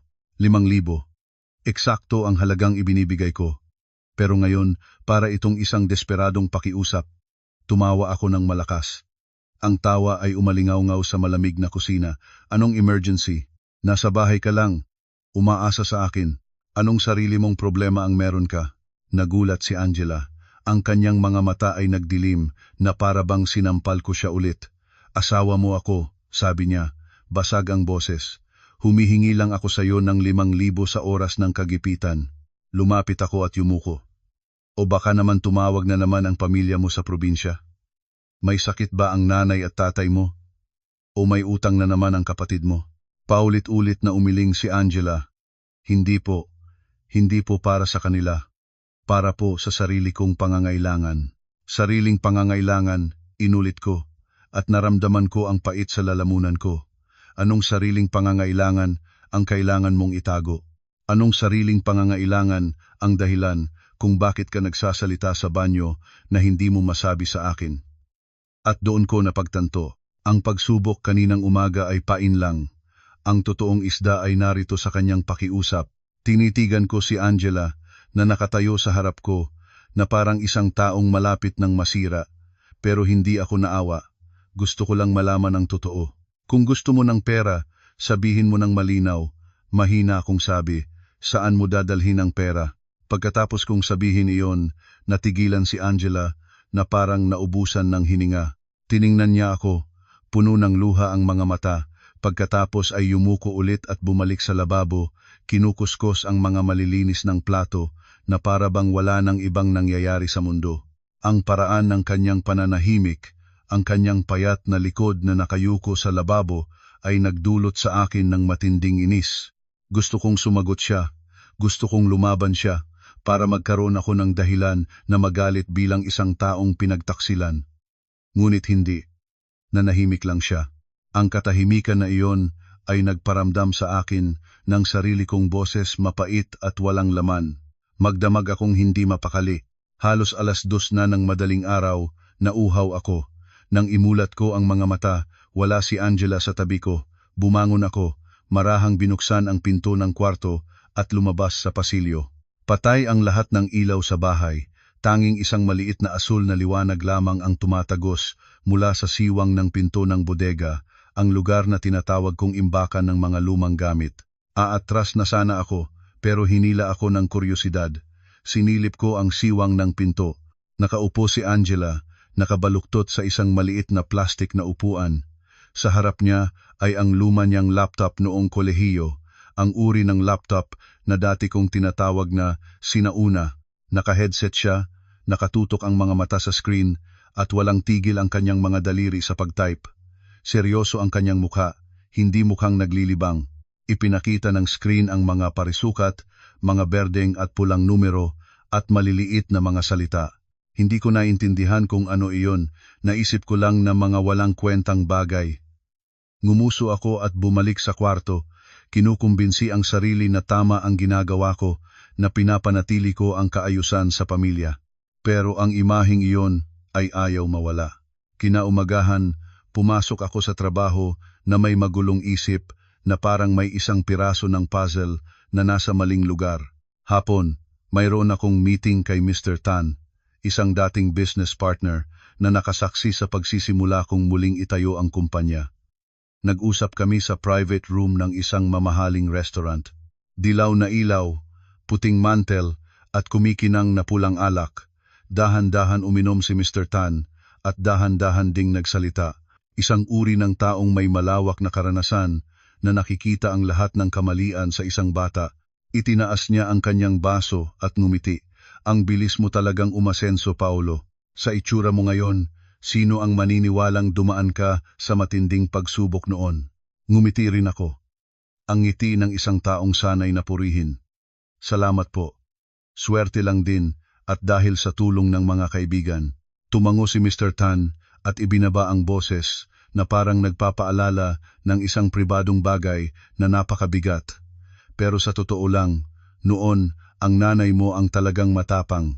Naaalala ko pa, kasagsagan ng pagtaas ng presyo ng lupa sa probinsya, pero ibinenta niya lahat para lang maibigay sa iyo ang pera. Kung hindi dahil doon, mahihirapan kang bumangon. Lumaki ang dibdib ko, isang halo ng pagmamalaki at kaunting hinanakit. Ang nanay ko, si Aling Elena, isang babaeng nagturo sa buong buhay niya na nagtipid sa pagkain at damit. Noong araw na iyon, binigyan niya ako ng isang supot ng pera na nakabalot sa lumang diaryo. Sinabi niyang magsimula akong muli at isinumpa ko na kailangan kong bumawi sa kanya. Regular akong nagpapadala ng pera, tumatawag para kumustahin siya at binibilhan siya ng mga bagay na sa tingin ko'y sapat na. Naniniwala akong ginagawa ko ang lahat. Itinaas ko ang aking baso, matatag ang boses na para bang ipinapaalala sa sarili ko. Nagsakripisyo po ang nanay ko habang buhay kaya ngayon, nagpupursige ako para makabawi sa kanya. Ayaw ko po sa lahat ng mga taong hindi pinapahalagahan ang dugot pawis ng iba. Sinabi ko iyon, pero sa isip ko, Lumitaw si Angela na nakalumang damit, may maitim na bilog sa ilalim ng mga mata, at may hawak na lumang laptop na kumikinang sa dilim ng bodega. Bigla akong nakaramdam ng pagkabalisa, at muli itong iwinaksi. Sinabi ko sa sarili ko na umaarte lang ang asawa ko para humingi ng pera. Hindi ko hahayaang lumambot ang puso ko. Pag-uwi ko, gabi na, tahimik ang mansyon. Ang mga ilaw sa pasilyo ay tila walang gana. Pumasok ako sa sala, aakyat na sana para magbihis nang makarinig ako ng isang mahinang kalabog mula sa kwarto. Huminto ako, pinigil ang hininga. Bahagyang nakabukas ang pinto ng kwarto, dumikit ako sa pader at sumilip sa siwang. Si Angela na naman ay may kausap sa telepono. Pero ngayon, hindi na pabulong ang kanyang boses. Ito ay puno ng takot at nanginginig na parang malapit ng masira. Ano po ang sabi ng doktor? Malala na po ba, Nay? 100,000. Hindi ko po kayang hanapin agad. Nay, pakiusapan niyo po ang doktor na bigyan ako ng ilang araw. Sinusubukan ko na pong ibenta ang mga natitira pa. Napatigil ako. 100,000. Malala na. At ang huling pangungusap ay nagpatayo ng balahibo sa aking likod. Huwag niyo pong sasabihin kay Paulo. Kapag nalaman niya ito ngayon, patay ako. Kinuyom ko ang aking kamao. Ang mga kuko ko ay bumaon sa aking palad at masakit, hindi na ako nagdududa. Isa na lang ang desisyon ko. Napatigil ako sa labas ng pasilyo. Malinaw kong narinig ang bawat salita na para bang may martilyong direktang pumupukpok sa aking ulo. Malala na. 100,000. Ibenta ang mga natitira pa. Ang 3 pariralang iyon ay sapat na para hilahin ako mula sa aking nasaktang ego pababa sa isang madilim na hukay. Ngunit ang pangungusap na nagpatayo ng balahibo sa aking likod ay ang huli. Huwag niyo pong sasabihin kay Paulo, kapag nalaman niya ito ngayon, patay ako. Hindi ko alam kung ang patay ako ay nangangahulugang takot siya sa akin o kung ang sikretong iyon ay wawasak sa aming pamilya. Alam ko lang na sa boses ni Angela, mayroong tunay na desperasyon, hindi ang uri ng luha na dati kong minamaliit. Para siyang nakikiusap, nagmamakaawa, na para bang nakakapit sa huling sinulid na kapag naputol ay babagsak ang lahat. Mahigpit kong hinawakan ang handrail ng hagdanan. Ang mga kuko ko'y bumaon sa balat hanggang sa makaramdam ako ng hapdi. Isang bahagi sa akin ang gustong sumugod, magtanong ng diretsyo. Sino ang malala? Para saan ang 100,000? Ngunit ang isa pang bahagi, ang bahagi ng pride ng isang lalaking sanay na may kontrol, ang pumigil sa akin. Ang pagsugod ngayon ay parang paggising sa ahas na magbibigay sa kanya ng oras para gumawa ng isa pang kasinungalingan. Dahan-dahan akong umatras, pilit na hindi gumawa ng ingay sa sahig na kahoy. Bumaba ako ng hagdan, napakagaan ng mga yapak na parang isang magnanakaw sa sarili kong bahay. Bumagsak ako sa sofa sa dilim. Hindi ko binuksan ang ilaw. Ang buong malawak na sala, na puno ng mamahaling kasangkapan, ay biglang naging malamig na parang isang kahon na walang laman. Tumingin ako sa kawalan. Dilat ang mga mata, ngunit mapait ang lalamunan. 100,000. Kung may sakit talaga ang mga magulang niya, pwedeng sabihin ni Angela sa akin. Hindi naman ako ganoon kasama para hayaang mamatay ang isang tao. Kaya bakit kailangang itago? Bakit kailangang sabihin na huwag ipaalam sa akin? O baka naman gumagawa lang ng kwento ang pamilya niya para makahingi ng pera? O baka si Angela ay may pasan na utang at ipinapasa sa akin sa pamamagitan ng pagbebenta ng mga natitira pa? Ano ang mga natitira pa? Alahas sa kasal? O mas malala pa, mga titulo ng lupa? Naramdaman kong bumilis ang tibok ng puso ko. Nanatili ako roon hanggang sa marinig ko ang pagsara ng pinto ng kwarto, pagkatapos ay ang mahinang pag-alis ng mga yapak. Narinig kong pumasok si Angela sa banyo, nagbukas ng tubig, at isinara ito. Bumaba siya sa kusina. Hindi ako tumayo. Natakot akong kapag nagkaharap kami, maipapakita ko ang panginginig sa aking mga mata. Hindi ko hahayaang maging mahina ako sa harap ng aking asawa. Sa mga sumunod na araw, ang hangin sa loob ng bahay ay naging siksik na parang sinulid. Nagbago ng husto si Angela. Pumayat siya, lumalim ang mga mata, at namutla ang balat na parang kagagaling lang sa sakit. Tahimik siyang kumikilos at laging may nakakalimutan. Isang araw, nakalimutan niyang isaksak ang rice cooker. Nang buksan ko ang takip nito, bigas lang na nakababad sa malamig na tubig. Nagalit ako ng husto at inihagis ang takip ng kaldero sa mesa. Ang tunog ng metal na tumama sa salamin ay nakakabingi. Anong kalokohan to? Nagulat si Angela at nabitawan ang mga chopsticks. Namutla ang kanyang mukha. Pasensya na po, akala ko na isaksak ko na. Ang isip ko nitong mga nakaraang araw, nasaan ang isip mo? Sigaw ko. Nasa paghahanap ng 100,000, sa pagbebenta ng mga gamit sa likod ko. Yumuko si Angela, mahigpit na kinagat ang labi at hindi nangahas na magsalita. Habang lalo siyang nanahimik, mas lalo kong naramdaman na tama ako.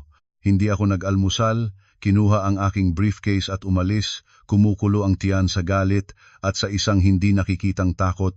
Sa opisina, nakaupo ako sa harap ng monitor, ngunit ang isip ko ay laging napupunta sa mga salitang ibenta, ang mga natitira pa. Nagsimula akong tingnan ang bawat gamit sa bahay na may pagdududa. Ang kahon ng alahas sa vanity table, ang drawer ng aparador, ang folder ng mga dokumento sa sulok ng kabinet. Lahat ay maaaring mawala sa isang iglap. Kung gusto itong itago ng isang tao sa bahay, magagawa niya. Mas gabi na akong umuwi kaysa dati. Malamig ang bahay, walang amoy ng kanin, walang kalansing ng mga plato. Pumasok ako. Tumawag ng isang beses, walang sumagot. Umakyat ako sa taas. Bukas ang pinto ng kwarto, walang tao. Bumaba ako sa kusina, walang tao. Tiningnan ko ang orasan, halos 8:00 na. Wala pa si Angela. Isang pakiramdam ng pagkalito ang biglang naging galit. Saan siya nagpunta? Sino ang kasama niya? Ano ang dala niya? At ano ang ibinenta niya?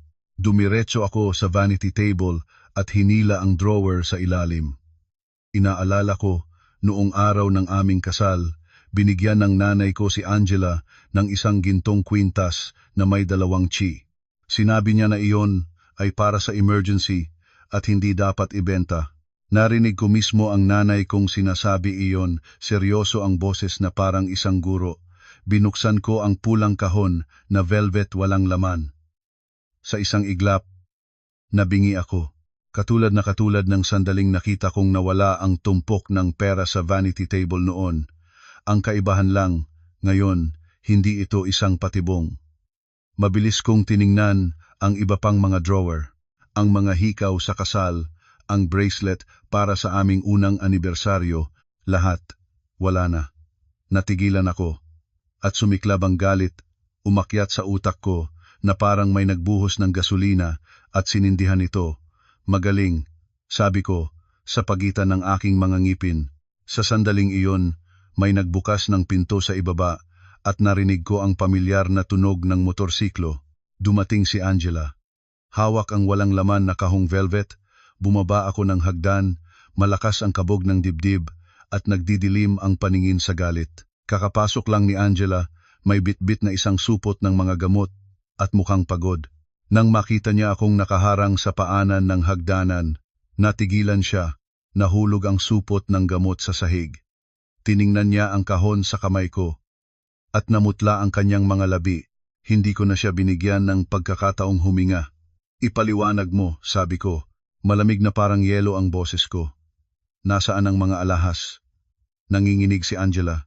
Binuka niya ang bibig pero isinara rin na para bang may nakabara sa kanyang lalamunan. Tiningnan niya ako, mapula ang mga mata pero hindi umiiyak.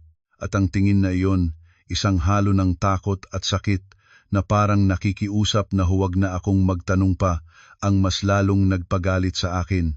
Lumapit ako ng isang hakbang, hinigpitan ang hawak sa walang laman na kahon. Kung hindi ka magsasabi ngayon, bukas, ako mismo ang maghahanap. Inihagis ko ang walang laman na kahon sa harap mismo ng paa ni Angela. Ang tuyong tunog ay umalingaw-ngaw, parang isang huling hatol. Napatigil siya, mahigpit na hinawakan ang strap ng supot ng gamot, nanlalaki ang mga mata na parang isang taong hinubaran sa harap ng lahat.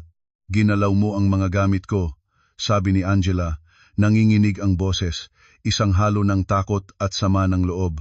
Tumawa ako, isang tawang walang init. Pati ako ay nasuklam sa sarili kong tawa. Kung hindi ko ginalaw, paano ko malalaman na ibinenta mo ang bigay ng nanay ko? Yumuko si Angela, pinulot ang kahon, at niyakap ito ng mahigpit na parang isang bagay na basag na. Patawad, wala na akong ibang paraan, sabi niya. Ang dalawang salitang walang paraan ang mas lalong nagpagalit sa akin dahil sa tingin ko'y hindi ito makatwiran. Itinuro ko ang maliwanag na bahay. Bawat salita ay malamig. Anong walang paraan? Nasa bahay ka, lahat inihahain sa'yo. Ano ang kulang sa'yo? Umiling si Angela. Nakalaylay ang buhok. Nanginginig ang kanyang mga balikat. Wala po akong ginagawang masama sa'yo. Lumapit ako.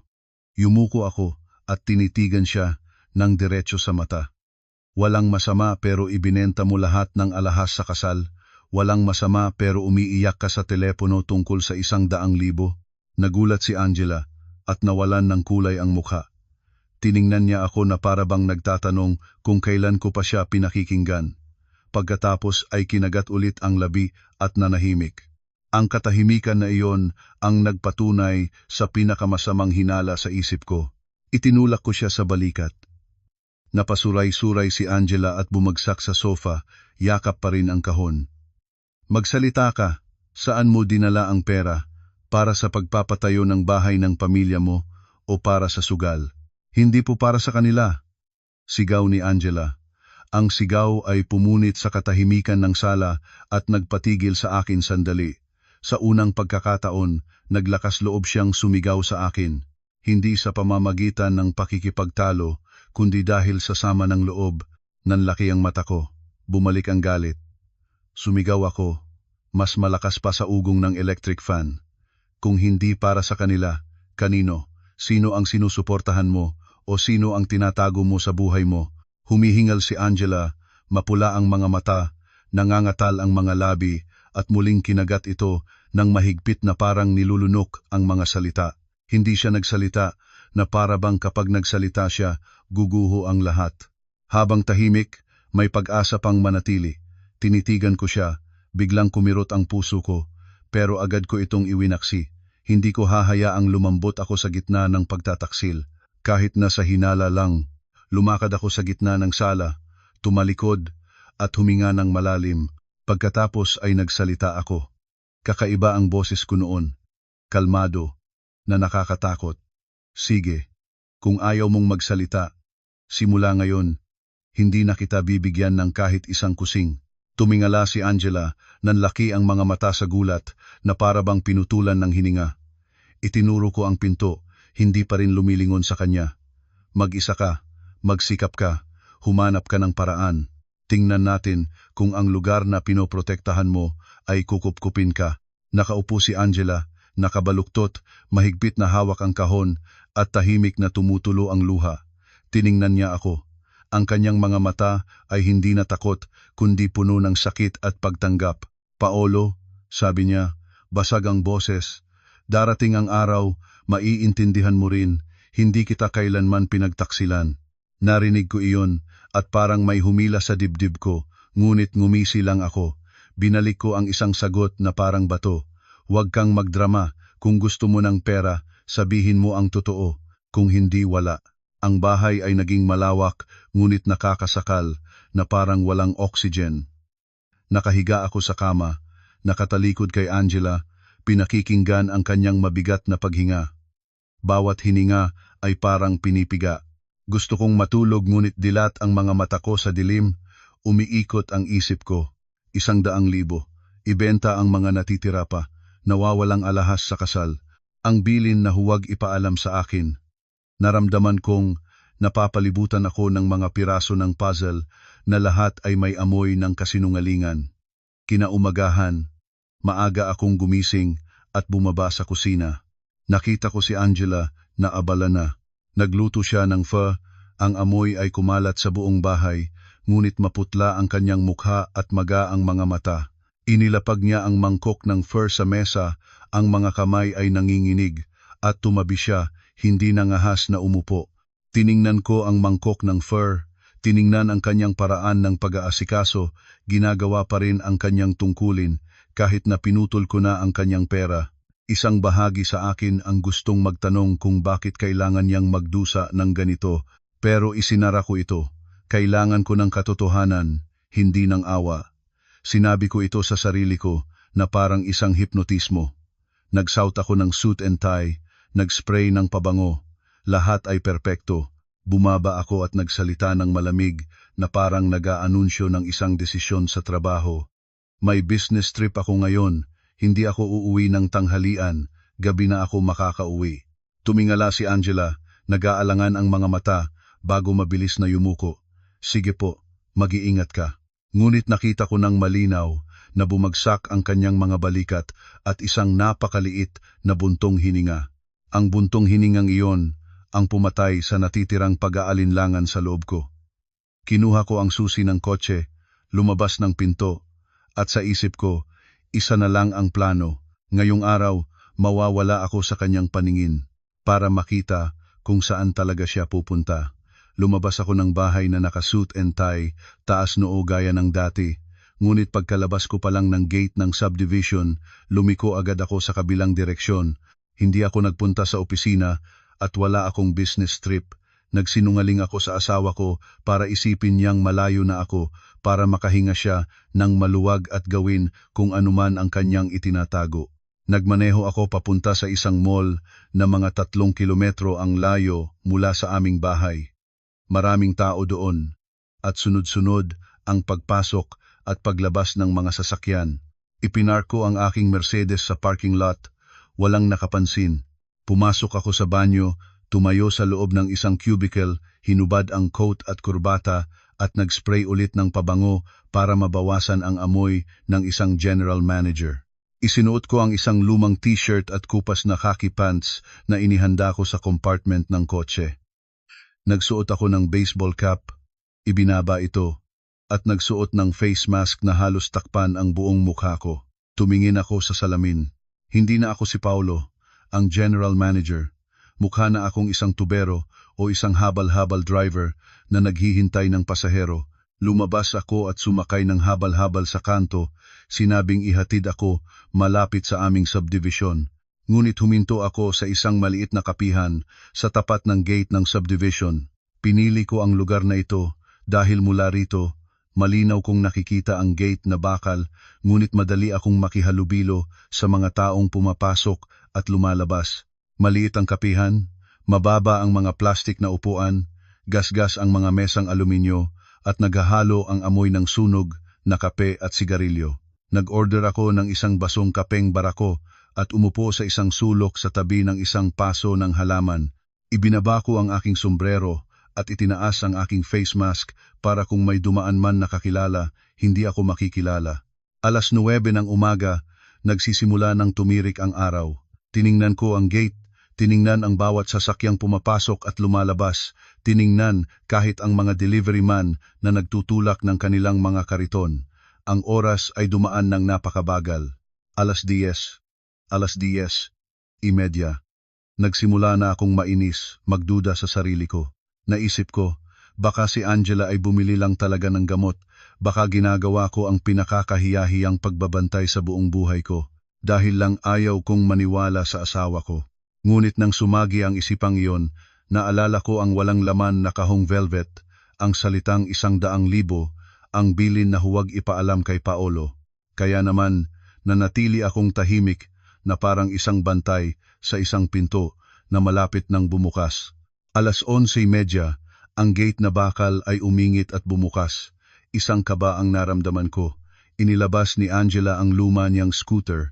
Naka-jacket siya na pananggalang sa araw, naka-shades, at may face mask na halos takpan ang buong mukha. Kung hindi ako ang asawa niya, mahihirapan akong makilala siya. Ngunit ang nakakuha ng aking pansin ay hindi ang kanyang suot, kundi ang mga dala niya. Sa sahig ng scooter, may isang itim na plastic bag na punong-puno. Sa likod ng motor, mahigpit na nakatali ang isang katamtamang laking kahon ng karton gamit ang isang lubid. Sa paraan ng kanyang pag-aayos ng balanse habang dumadaan sa humps, alam kong mabigat ito. Sa isip ko, agad na lumitaw ang mga pinakamasamang hinala, Ang mga ibinenta niya ba ay nasa loob ng kahong yon o mga gamit sa bahay na inilabas niya nang hindi ko namalayan? Maingat na isinara ni Angela ang gate, tumingin sa kaliwat kanan. Isang tingin na puno ng pag-iingat, na parang takot na mahuli. Walang masyadong tao. Saka lang siya nag-start at umalis. Mabilis akong tumayo. Iniwan ang kape sa mesa. Inabot ko ang pera sa may-ari nang hindi na naghihintay ng sukli. Tumakbo ako sa gilid ng kalsada at tinawag ang isang habal-habal driver na nakasandal sa puno. Ang boses ko'y nagmamadali na pati ako ay nagulat. "Manong, sundan niyo po yung motor na yon. Huwag niyong iwawala pero huwag din masyadong didikit." Tiningnan ako ng driver sandali, tumango at pinaandar ang motor. Humampas ang hangin sa mukha ko. Umupo ako sa likod, bahagyang nakakapit sa upuan. Ang mga mata ko'y nakatutok sa payat na figura sa unahan. Nagmamadali si Angela, sumisingit sa mga masisikip na kalsada at biglang lumiliko na parang may humahabol. Ang ruta niya ay hindi papunta sa terminal ng bus, hindi papunta sa probinsya. Pumasok siya sa mas malalim na bahagi ng lungsod at lumiko papunta sa isang lugar na maraming ospital at mga paupahan para sa mga manggagawa. Habang lumalayo kami, mas lalong kumakabog ang dibdib ko. Kung hindi siya papunta sa probinsya, sino ang inay? Kung hindi siya papunta sa probinsya, ano ang tungkol sa 100,000? Pagkatapos ng ilang sandali, lumiko si Angela sa isang maliit na kalsadang baku-bako at maalikabok. Sa magkabilang gilid ay mga lumang bahay at magulong mga kable ng kuryente. Huminto siya sa harap ng isang ATM sa gilid ng kalsada. Sinabihan ko ang driver na huminto sa malayo. Bumaba si Angela, kinuha ang kanyang card at mabilis na nag-withdraw. Ilang minuto lang, hawak na niya ang isang bugkos ng pera na walang tali. Puro asul ang kulay. Hindi niya ito inilagay sa pitaka, kundi mahigpit na hinawakan na parang takot na liparin. Sumakay siya ulit at umalis. Nagngalit ang mga ngipin ko. Para saan ang pera? Matapos kong sabihin na puputulin ko na siya. O mayroon ba siyang ibang pinagkukunan? O matagal na ba siyang naghanda ng kanyang pag-alis? Tumakbo pa kami ng mga 100 metro at lumiko si Angela sa isang napakakitid na eskinita. Lumingon ang driver at bumulong. "Delikado na po kung papasok pa tayo, boss." Inabutan ko siya ng dagdag na bayad at sinabing maghintay. Pagkatapos ay bumaba ako, ibinaba ang aking sombrero at naglakad papasok sa eskinita. Sumalubong sa akin ang amoy ng kanal at basura. Ang iyak ng mga bata, ang sigawan ng mga nag-aaway ay naririnig mula sa mga masisikip na silid. Huminto si Angela sa harap ng isang hilera ng mga sira-sirang paupahan. Ang mga pader ay tuklap-tuklap at ang rehas na bakal ay kinakalawang at bahagyang nakabukas. Inihinto niya ang motor at hirap na ibinaba ang kahon ng karton at ang plastic bag. Nagtago ako sa likod ng isang poste ng kuryente, pinipigil ang hininga. Sa itim na plastic bag, sumilip ang isang sulok ng kaha ng gamot at ilang karton ng gatas para sa matatanda. Lumakas ang kabog ng dibdib ko. Sino ang nasa loob? At bakit kailangang itago ito ng asawa ko sa akin ng ganito? Dumikit ako sa poste, pilit na pinapanatili ang aking paghinga para hindi makagawa ng ingay. Ang kinakalawang na rehas na bakal sa harap ko ay bahagyang nakabukas. Isang bahagyang tulak lang ay bubukas na ito. Ngunit hindi ako nangahas. Natakot ako na sa isang inggit lang, lilingon si Angela at sasabog ang lahat bago ko pa maintindihan. Tinitigan ko ang kanyang likod sa ilalim ng nakakapasong sikat ng araw. Tinatakpan siya ng malaking jacket at ang kanyang mga tsinelas ay kumakaluskos sa sementadong sahig na may mga bitak. Hindi ito ang imahe ng aking asawa sa loob ng aming kusina na may amoy ng sinigang. Dito, para siyang isang babaeng nakikipagkarera sa oras at takot. Yumuko si Angela, isinuksok ang kanyang kamay sa pagitan ng mga rehas at itinulak ang gate para mabuksan. Maingat niyang ipinarada ang motor sa tabi ng pader, pagkatapos ay hirap na dinala ang kahon ng karton sa loob. Inilapag niya ito sa sahig. Ang pagtama nito sa semento ay lumikha ng isang mabigat na tunog. Kinilabutan ako sa tunog na iyon dahil parang may isang bagay na malapit ng mahulog mula sa kamay ng isang tao. Dinala niya ulit ang itim na plastic bag, punong-puno, na may nakalitaw na kaha ng gamot at karton ng gatas. Habang tinitingnan ko iyon, nanikip ang aking lalamunan. Sino ang may sakit na kailangan ng ganito karaming gamot? Sino ang matanda na kailangan ng gatas para sa matatanda? At bakit kailangang bilhin ni Angela ang mga ito ng palihim na parang isang magnanakaw? Lumapit ako ng isang hakbang, dumikit sa mamasa-masang pader. Malamig ang pader at ang amoy ng amag ay tumatagos sa mga siwang ng gate. Nakita ko sa loob ang isang maliit at magulong bakuran, ilang pares ng tsinelas na nakakalat at isang sirang plastik na upuan. Masikip at madilim ang lugar. Malayong malayo sa malawak at maliwanag na sala namin. Sa sandaling iyon, naramdaman kong nakatayo ako sa pagitan ng dalawang mundo. Sa isang panig ay ang buhay na ipinagmamalaki ko, at sa kabilang panig ay isang bagay na hindi ko kailanman binigyan ng pansin.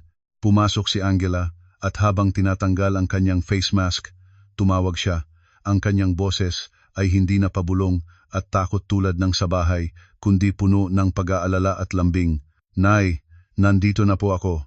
Narinig ko ang salitang nay at nanikip ang aking tiyan. Nanay, nanay niya, siguradong nanay niya. Pilit kong isiniksik ang ideyang iyon sa aking isipan na parang naglalagay ng bulak sa tainga. Nasa probinsya ang mga magulang ni Angela. Mahirap sila, kaya posibleng may sakit at dito nagpapagamot ng palihim. Mukhang makatwiran. Mas makatwiran kaysa sa ideyang may tinatagong ibang tao ang asawa ko. Ngunit habang kumakapit ako sa makatwirang paliwanag na iyon, narinig ko ang sagot ng isang babae. Ang kanyang boses ay mahina at paos, ngunit pamilyar na nagpatindig ng balahibo sa buong katawan ko. "Anak, dumating ka na pala?" Napatigil ako. Huminto ang tibok ng puso ko na parang may biglang kumabig sa isang bato sa loob ng aking dibdib. Hindi ako maaaring magkamali sa boses na iyon. Narinig ko iyon sa buong kabataan ko. Narinig ko iyon sa tuwing ginigising ako ng nanay ko para pumasok sa eskwela. Narinig ko iyon sa tuwing pinapagalitan niya ako sa pagiging matigas ng ulo bago bumuntong hininga. Mahigpit kong hinawakan ang rehas ng gate, namuti ang aking mga buko, mas lalo kong sinilip, pilit na tinitingnan ng malinaw na para bang takot na traidorin ako ng sarili kong mga mata. Sa madilim na silid, sa lumang natutuping kama, may isang babaeng may puting buhok, nakasuot ng kupas na damit na kulay kape. Nakayuko siya, nanginginig ang kamay habang hawak ang mangkok ng lugaw.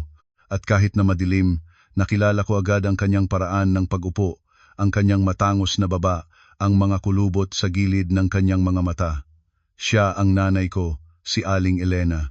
Napatigil ako sa likod ng gate, hindi makahinga, at naintindihan kong ang lahat ng aking pinaghihinalaan ay mali mula sa simula.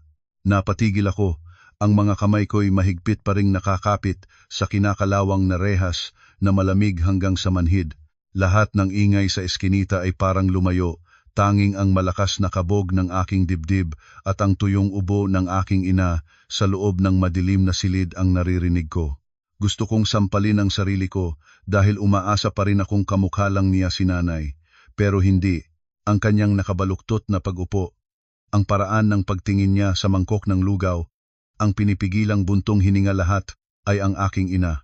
Tinanggal na ni Angela ang kanyang face mask at salamin, medyo nagulo ang buhok dahil sa pawis. Umupo siya sa gilid ng kama, inayos ang manipis na unan sa likod ng aking ina para hindi ito mangalay. "Umupo po kayo ng maayos, Nay. Baka sumakit ang likod niyo." Ang boses niya ay malambing, puno ng pag-aalala. Tumango ang aking ina. Ang kanyang payat na kamay ay nanginginig na humawak sa kamay ng kanyang manugang na parabang takot na madulas sa huling sandigan. Naramdaman kong nanikip ang lalamunan ko. Ang nanay ko ay dapat nasa probinsya, sa bahay na inuupahan ko para sa kanya na may bakuran, mga halaman at mga kilalang kapitbahay. Lagi akong tumatawag, nagpapadala ng pera at laging naririnig mula sa kanya na okay lang ako, Nay, naniwala ako. Ipinagmalaki kong sapat ang naibibigay ko, pero narito pala ang nanay ko, sa gitna ng isang paupahan na amoy kanal. na may malabnaw na lugaw at lumang kama. Binuksan ni Angela ang kahon ng karton at inilabas ang mga laman nito isa-isa na parang naghahanda ng isang maliit na handaan sa gitna ng kahirapan. Ang gatas na gusto ng nanay ko, mga gamot para sa rayuma, isang supot ng mainit na lugaw, at isang isdang dalag na nilinis na at nakabalot sa 2 plastik. Inilagay niya ang lahat sa isang sirang plastik na mesa at pilit ng umiti. Nakabili po ako ng masarap na isda ngayon, Nay. Mamaya, lulutuin ko po kayo ng sinigang. Pwede po kayo sa sinigang. Di ba? Tiningnan ng nanay ko ang isda at namula ang kanyang mga mata. Bakit ka pa gumastos, anak? Okay na ako sa lugaw, umiling si Angela. Nakangiti pa rin siya, pero may luha sa kanyang mga mata. Kailangan niyo pong kumain para lumakas. Nitong mga nakaraang araw, lagi kayong umuubo. Pagkatapos niyang sabihin iyon, yumuko siya at kinuha mula sa itim na plastic bag ang isang bugkos ng pera. Nakita ko ang bugkos na may kulay asul na panali mula sa bangko, katulad ng kinuha ni Angela mula sa ATM. Inilagay ni Angela ang pera sa kamay ng aking ina, maingat na parang isang mahalagang bagay. Heto po ang pera, Nay. Pambayad sa upa, kuryente, at tubig, at saka bukas na po ang schedule ng bayaran sa ospital. Magpagaling po kayo, huwag kayong mag-alala. Nagulat ang nanay ko at tinabig ang kamay niya. Nanginginig ang kamay niya na pati ang mga pera ay nanginginig. Huwag na, anak. Ang dami ko nang natanggap sa'yo. Binibigyan ka lang ni Paolo ng 15,000, tapos ibinibigay mo lahat sa akin. Paano ka nakakain? Narinig ko iyon at parang kinakaskas ang aking bituka. 15,000, ang sobrang inihagis ko sa mesa na parang limos. Ang perang akala ko'y sapat na para turuan ang asawa kong magtipid, iyon pala, naging pambayad sa ospital ng nanay ko, naging pambayad sa upa, sa gamot.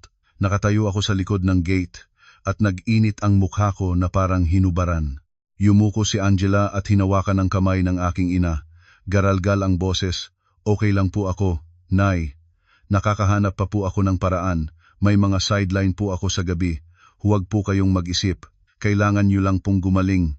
Lumapit pa siya at bumulong na parang takot na marinig ng mga pader. Huwag niyo pong ipaalam kay Paulo, ha? Alam niyo naman po yun, mataas ang pride. Kapag nalaman niyang may sakit kayo at may utang, baka pabayaan niya ang trabaho niya. Mahirap na. Isa na namang sampal iyon. Ang palihim na pagkilos ni Angela ay hindi para itago ang isang maruming gawain, kundi para itago sa akin ang masaklap na katotohanan ng sarili kong pamilya. Akala ko, ako ang haligi, pero ako pala ang nag-iisang hindi kasali. Akala ko, ako ang nagbibigay, pero sa totoo lang, ako ang pinoprotektahan. Bumuntong hininga ang nanay ko. Ang mga matay nakatingin sa sahig na may bitak. Ayokong abalahin ka, anak, pero mahina na ako. Natatakot akong hanapin nila ako sa probinsya. Natatakot akong malaman ng mga kapitbahay. Natatakot akong malaman ni Paulo at hindi niya kayanin. Pagkatapos niyang sabihin iyon, sunod-sunod siyang umubo. Mabilis na hinagod ni Angela ang kanyang likod, nagpainom ng tubig at nagbigay ng gamot. Ang kanyang sanay na kilos ay lalong nagpadurog sa puso ko. Ganoon na siya kasanay, na parang ginawa na niya ito ng 100 beses. Tiningnan ko ang paligid ng silid, isang lumang electric fan na puno ng alikabok, isang bote ng efficacent oil, ilang pakete ng asin at isang arinola na nakatago sa sulok. Ang mga maliliit na bagay na iyon ay nagsasabi sa akin na ang nanay ko ay hindi lang isang araw dito, hindi isang linggo. Matagal na siyang nagtatago rito. Habang ako, nagmamaneho ng Mercedes, kumakain sa mga VIP room at ipinagmamalaki ang aking kontrol. Gusto kong itulak ang pinto at pumasok, tawagin si nanay, magtanong kung bakit. Pero ang mga paa ko'y parang ipinako sa lupa. Pinigilan ng pride ang aking lalamunan. Nakatayo ako sa labas, pinapanood ang asawa kong sinusubuan ng lugaw ang nanay ko, pinapanood ang nanay kong hawak ang kamay ng kanyang manugang. At sa isip ko, isa lang ang tanong, mas masakit pa kaysa sa pera. Sino ang nagtulak sa nanay ko na magtago rito? At gaano kalaki ang pinasa ni Angela para sa akin? para manatili akong isang lalaking walang bahid ng dungis. Nakatayo pa rin ako sa labas ng gate, hindi nangahas huminga ng malakas. Sa loob, nagpainom si Angela ng tubig at gamot, inisa-isa ang mga tableta sa aking ina. Ang kanyang mga kilos ay sanay na nakakakilabot. Matapos uminom, sumandal ang nanay ko sa unan, ang mga matay nakatingin sa malayo na parang isang taong galing sa isang mahabang gabi nang walang tulog. Pinunasan ni Angela ng tissue ang gilid ng bibig niya at muling pinulot ang mga perang tinanggihan niya, pinatag at inilagay ulit sa kamay niya. Kunin niyo na po, Nay. Pakiusap po, mahina, pero matatag ang boses ni Angela. Bukas na po ang bayaran sa ospital, hindi po sila maghihintay. Umiling ang nanay ko, nanginginig ang mga labi. Iuwi mo na yan. Okay lang ako. Ayoko nang magtiis ka pa. Yumuko si Angela, nakaangat ang mga balikat na parang may pinipigilan. Pinigil niya ang pag-iyak. Nay, natatakot lang po akong bumalik sila. Nang marinig ko iyon, nagulat ako. Sila? Sino? Hinigpitan ko ang hawak sa rehas. Isang malamig na pakiramdam ang umakyat sa aking utak. Bumuntong hininga ang nanay ko. Isang buntong hiningang parang hinihila. Kahapon, nag-text na naman sila. Anak, kinuha ni Angela ang kanyang telepono, binuksan ang screen at ipinakita sa nanay ko. Hindi ko nakita ang mga salita, tanging ang asul na liwanag na tumatama sa mukha ng dalawang babae. Naging paos ang boses ni Angela. Sabi po nila, kung hindi tayo magbabayad ng interes ngayong linggo, hahanapin nila tayo rito. Sabi pa po nila, pupuntahan nila tayo sa probinsya. Natatakot po akong hindi nyo kayanin kung nandoon kayo. Hinawakan ng nanay ko ang kanyang dibdib, namumula ang mga mata. Kasalanan ko lahat ito. Kasalanan ko. Hinawakan ni Angela ang kanyang kamay at umiling. Huwag nyo pong sisihin ang sarili nyo. Bumuntong hininga ulit ang nanay ko. Mas mahaba ngayon, na para bang matagal na niyang itinatago ang kuwentong iyon. Alam mo ba, anak? Noong araw na malugi si Paulo, para siyang wala sa sarili. Isa lang ang sinabi niya, hindi ko na kayang mabuhay. Natakot ako ng sobra. Ipinagbenta ko ang bahay at lupa sa probinsya, pati ang minana naming hardin, pero kulang pa rin. Narinig ko iyon at nanlamig ang aking anit. Alam ko ang tungkol sa pagbebenta ng lupa. Ipinagmalaki ko pa iyon. Ngunit ang salitang kulang pa rin ang nagpatayo ng balahibo sa aking likod. Pinunasan ng nanay ko ang kanyang luha, kaya nangutang ako sa mga 5 sa sobrang taas ng interes. Naisip ko, kaunti lang naman, tapos magtuturo pa ako ng dagdag. Gusto ko lang na malinis ang utang niya, na mailigtas ang buhay niya, ang pangalan niya. Naramdaman kong lumubog ang lupa sa ilalim ng aking mga paa. Sa isip ko, lumitaw ang imahe ko 7 taon na ang nakalipas. Nakaupo ako sa isang silid, nakatingin sa teleponong walang tigil sa pagring, at binigyan ako ng nanay ko ng isang supot ng pera. Kinuha ko ang perang iyon na parang isang kaligtasan. Hindi ko alam na may kasama pala itong amoy ng utang, ng takot, at ng kahihiyan. Bumuntong hininga ang nanay ko at nabubulunan. Sunod-sunod siyang umubo. Mabilis na hinagod ni Angela ang kanyang likod. Nagpatuloy siyang magsalita, putol-putol. Ang interes, nanganak ng nanganak. Sinubukan kong bayaran pero hindi ko na kaya. Pagkatapos nagkasakit ako at natatakot akong hanapin nila ako sa probinsya. Natatakot akong malaman ng mga kapitbahay at lalo na natatakot akong malaman ni Paulo. Mahigpit na hinawakan ni Angela ang kanyang kamay. Huwag niyo pong sabihin sa kanya, Nay, pakiusap po. Tiningnan ng nanay ko si Angela, isang halo ng awa at takot. Hanggang kailan mo itatago ito? Kapag nalaman niya, guguho ang mundo niya. Mataas ang pride niya. Noong una siyang mabigo, gusto na niyang mamatay. Ngayon, isa na siyang general manager, nirerespeto ng mga tao. Kapag nalaman niyang ang nanay niya ay nagtatago sa isang sira-sirang paupahan at ang asawa niya ay nagtitiis sa pagkain, paano siya mabubuhay? Pinigilan ni Angela ang kanyang luha, paos pero matatag. Ang utang niya ay utang ko rin. Huwag po kayong mag-alala, Nay. Kaya ko pa po. Tumatanggap po ako ng mga design work sa gabi at may iba pa akong sideline. Basta gumaling po kayo. Kinagat ko ang aking ngipin. Isang maalat na lasa ang kumalat sa aking dila. Design work sa gabi. Ang lumang laptop na nakita ko ay hindi pala walang kwentang bagay. Iyon pala ang pera, ang paraan para makatakas, ang paraan ng asawa kong harangin ang mga maniningil para hindi nila maabot ang nanay ko at ang aking dangal. Humikbi ang nanay ko, nanginginig ang kamay, hinaplos ang buhok ni Angela. Ang tanga mo, anak. Bata ka pa. Dapat mabuhay ka para sa sarili mo. Umiling si Angela. Mapula ang mga mata, pero hindi na lumuluha. Nabubuhay po ako para sa pamilyang ito.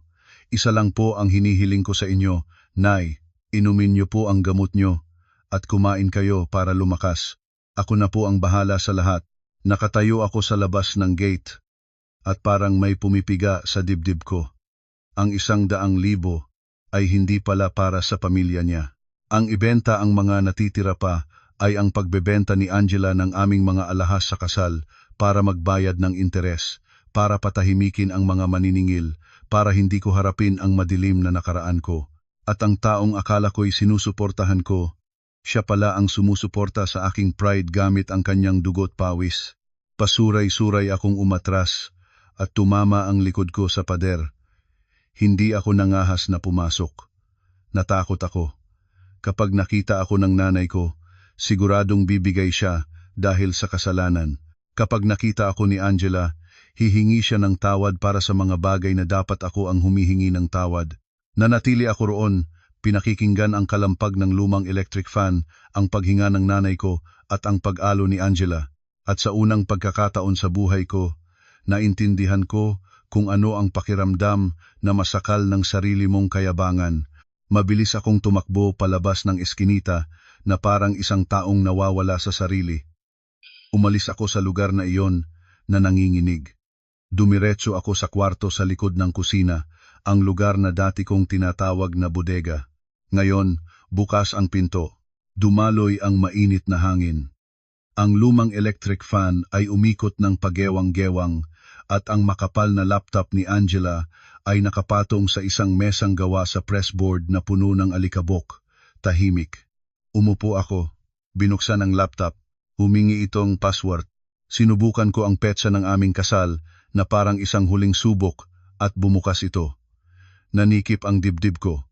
Inaalala pa rin niya ang petsang iyon bilang isang susi kahit na gaano kasama ang trato ko sa kanya. At nang buksan ko ang mga nakabukas na tab, walang mga pelikula o social media. Ang bumungad sa akin ay isang website para sa mga freelance designer. Ang mga presyo para sa urgent logo design, mga profile sa mga freelance platform, at mga file na nakasave ng alas, 2 o alas, 3 ng umaga, na siksik na parang ulan. Binuksan ko ang mga folder ayon sa buwan, sa taon, libu-libong mga banner, mga brand identity kit, lahat ng pangalan ng file ay maayos. Habang ako, nakaupo lang, tulala, sa sulok ng screen, may isang Excel file na pinangalanang Utang ni Nanay Elena. Nag-click ako at ang mga pulang numero ay lumitaw na nagpahilo sa akin. Enero, bayad sa interes. Hulog 1, 6,500. Pebrero, bayad sa dialysis, or 10,000. Marso, bayad sa principal ng utang sa 5 punti sa AIS, nakasulat lahat ng malinaw.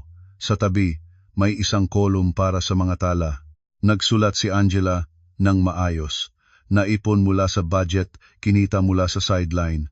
Idinagdag niya ang lahat at ibinawas. Walang ni isang linya para sa kanya. Binitawan ko ang mouse, nang hina ang katawan, at natamaan ng paa ko ang isang kahon ng karton sa ilalim ng mesa. Puno ito ng tape at may nakasulat na mahalagang papeles. Natigilan ako. Pinunit ko ang tape at inilabas ang isang tumpok ng mga madilaw na papel. Ang unang papel ay isang deed of sale para sa minanang lupa sa probinsya. Sa ilalim nito ay isang promissory note. Sobrang taas ng interes. Ang nangutang, Elena C. Reyes. Eksaktong petsa noong malugi ako. 7 taon na ang nakalipas. Sa ilalim ng kahon, may isang bukas na sobre. Isang nanginginig na sulat kamay sa isang papel na pang-eskwela. Nagsimula ito sa para sa aking manugang. Binasa ko ang bawat pangungusap na parang pinupunit. Ikinuwento ng nanay ko kung paano siya nangutang para iligtas ako sa pagpapakamatay, kung paano siya nagkasakit, at kung paano niya ipinasa kay Angela ang pasanin. Isang sulat ang nahulog mula sa aking mga kamay, umikot at lumapag sa malamig na sahig. At niyakap ko ang aking ulo, bumagsak sa mesa, at umungol na parang isang hayop na nasugatan. Naalala ko ang mga pagkakataong nireklamo ko ang gulay, ang isda, ang sobrang may lamang 15,000 na inihagis ko sa mesa. At naintindihan kong nabuhay ako sa dugo't pawis ng aking asawa. Isinuksok ko lahat ng papeles sa bulsa ng aking damit, nanginginig at umupo sa madilim na sala. Tinitingnan ang kahon ng karton na nakatiwangwang na parang isang akusasyon. Alas 7 ng gabi, umuwi si Angela.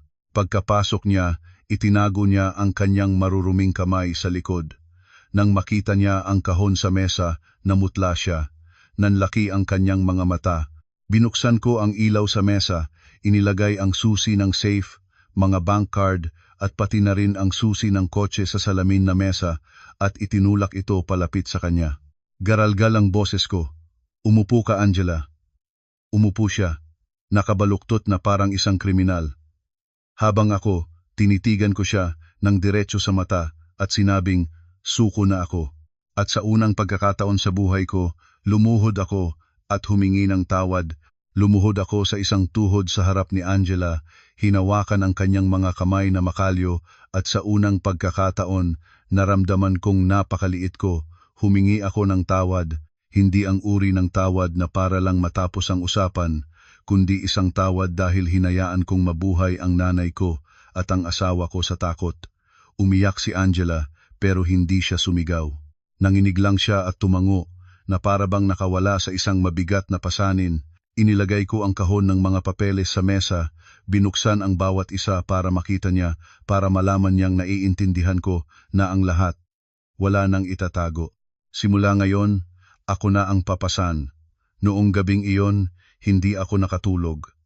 Hindi dahil sa takot na mawalan ng pera, kundi dahil sa takot na tingnan ang sarili ko. Kinaumagahan, nag-leave ako, pumunta sa bangko, at kinuha lahat ng ipon ko. Ibinenta ko ang ilang bahagi ng aking stocks para mabuo ang sapat na halaga para bayaran ang mataas na interes na nakabitin sa ulo ng nanay ko. Hindi ko na idinaan ang pera kay Angela.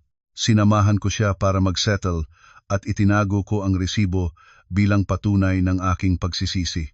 Habang pauwi, nag-text ako sa aking abogado, pinapatingnan ang promissory note at naghahanda ng plano para sa isang formal na pakikipag-usap. Hapon, pumunta kami ni Angela sa paupahan. Hindi ko na siya hinayaang mag-isa. Dala ko ang mga kopya ng dokumento at humiling na makipagkita sa nagpapautang sa isang pampublikong lugar na may mga saksi. Nang dumating sila, mayabang pa rin ang kanilang boses, ngunit hindi ako nakipag-away.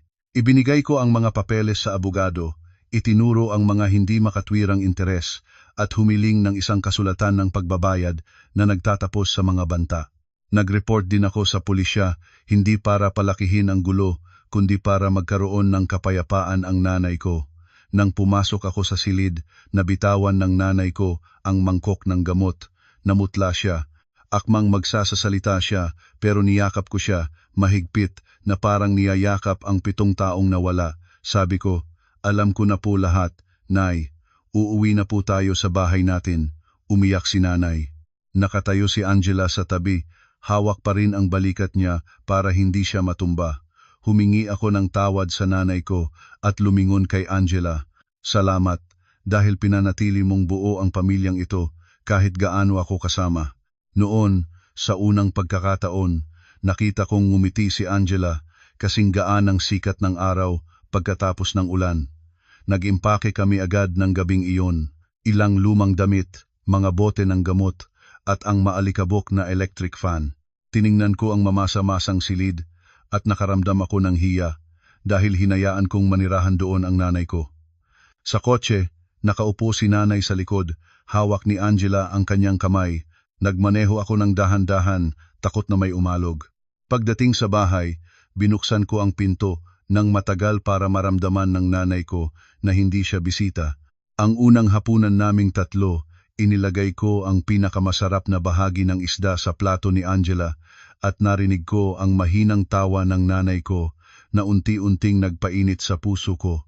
Kinaumagahan, inilipat ko lahat ng aking suweldo at kita sa isang joint account. Ibinigay ko kay Angela ang pamamahala, hindi dahil gusto kong takasan ang responsibilidad, kundi dahil nirerespeto ko ang kanyang kakayahan. Humiling ako ng isang takdang allowance para sa gasolina at kape, at ipinangako sa sarili kong magiging transparent sa paggastos. Nagtakda rin ako ng bagong panuntunan, mga titulo ng lupa, mga bank card, at ang safe ay dapat alam naming dalawa para wala nang mag-isang pumasan ng sikreto. Narinig iyon ng nanay ko, at hinawakan ang kamay ni Angela. Sa mga sumunod na araw, dinala ko si nanay para sa check-up, pinalitan ang kanyang mga gamot at tinapos ang takot na kailangan niyang magtago. Pinakiusapan ko rin si Angela na magpahinga ng ilang araw. Binilhan ko siya ng isang bagong set ng watercolor, ang uri na gusto niya noong kolehiyo, at inilagay ito sa isang lamesa na may bintana. Tinitigan ni Angela ang mga watercolor ng matagal at sinabing naaalala niyang mahilig siyang magpinta, pero nakalimutan na niyang minsan siyang nangarap. Hindi na ako nangako nang walang gawa. In-enroll ko siya sa isang maikling kurso at sinabing, gawin mo ito para sa'yo, hindi dahil sa utang. Tumango si Angela. Kumikinang ang mga mata. Ikinuwento ko ito para ipaalala sa sarili kong ang kontrol ay hindi pagmamahal. Ang kwentong ito ay may ilang bahaging katang-isip para sa mas magandang karanasan ng mga nakikinig at para magbigay ng aral tungkol sa pera at pamilya. Kung mapansin ninyong kakaiba ang pananahimik ng isang mahal sa buhay, magtanong ng may kabaitan, huwag agad humusga. Ako naman, pinili kong yumuko, magsisi, at magsimulang muli mula sa pinakamaliit na kilos. Magsimula sa pagsasabi ng totoo, sa pagbabayad ng utang, at sa pag-aalaga sa aking ina. Sa tingin ninyo, sapat na ba ang ginawa ko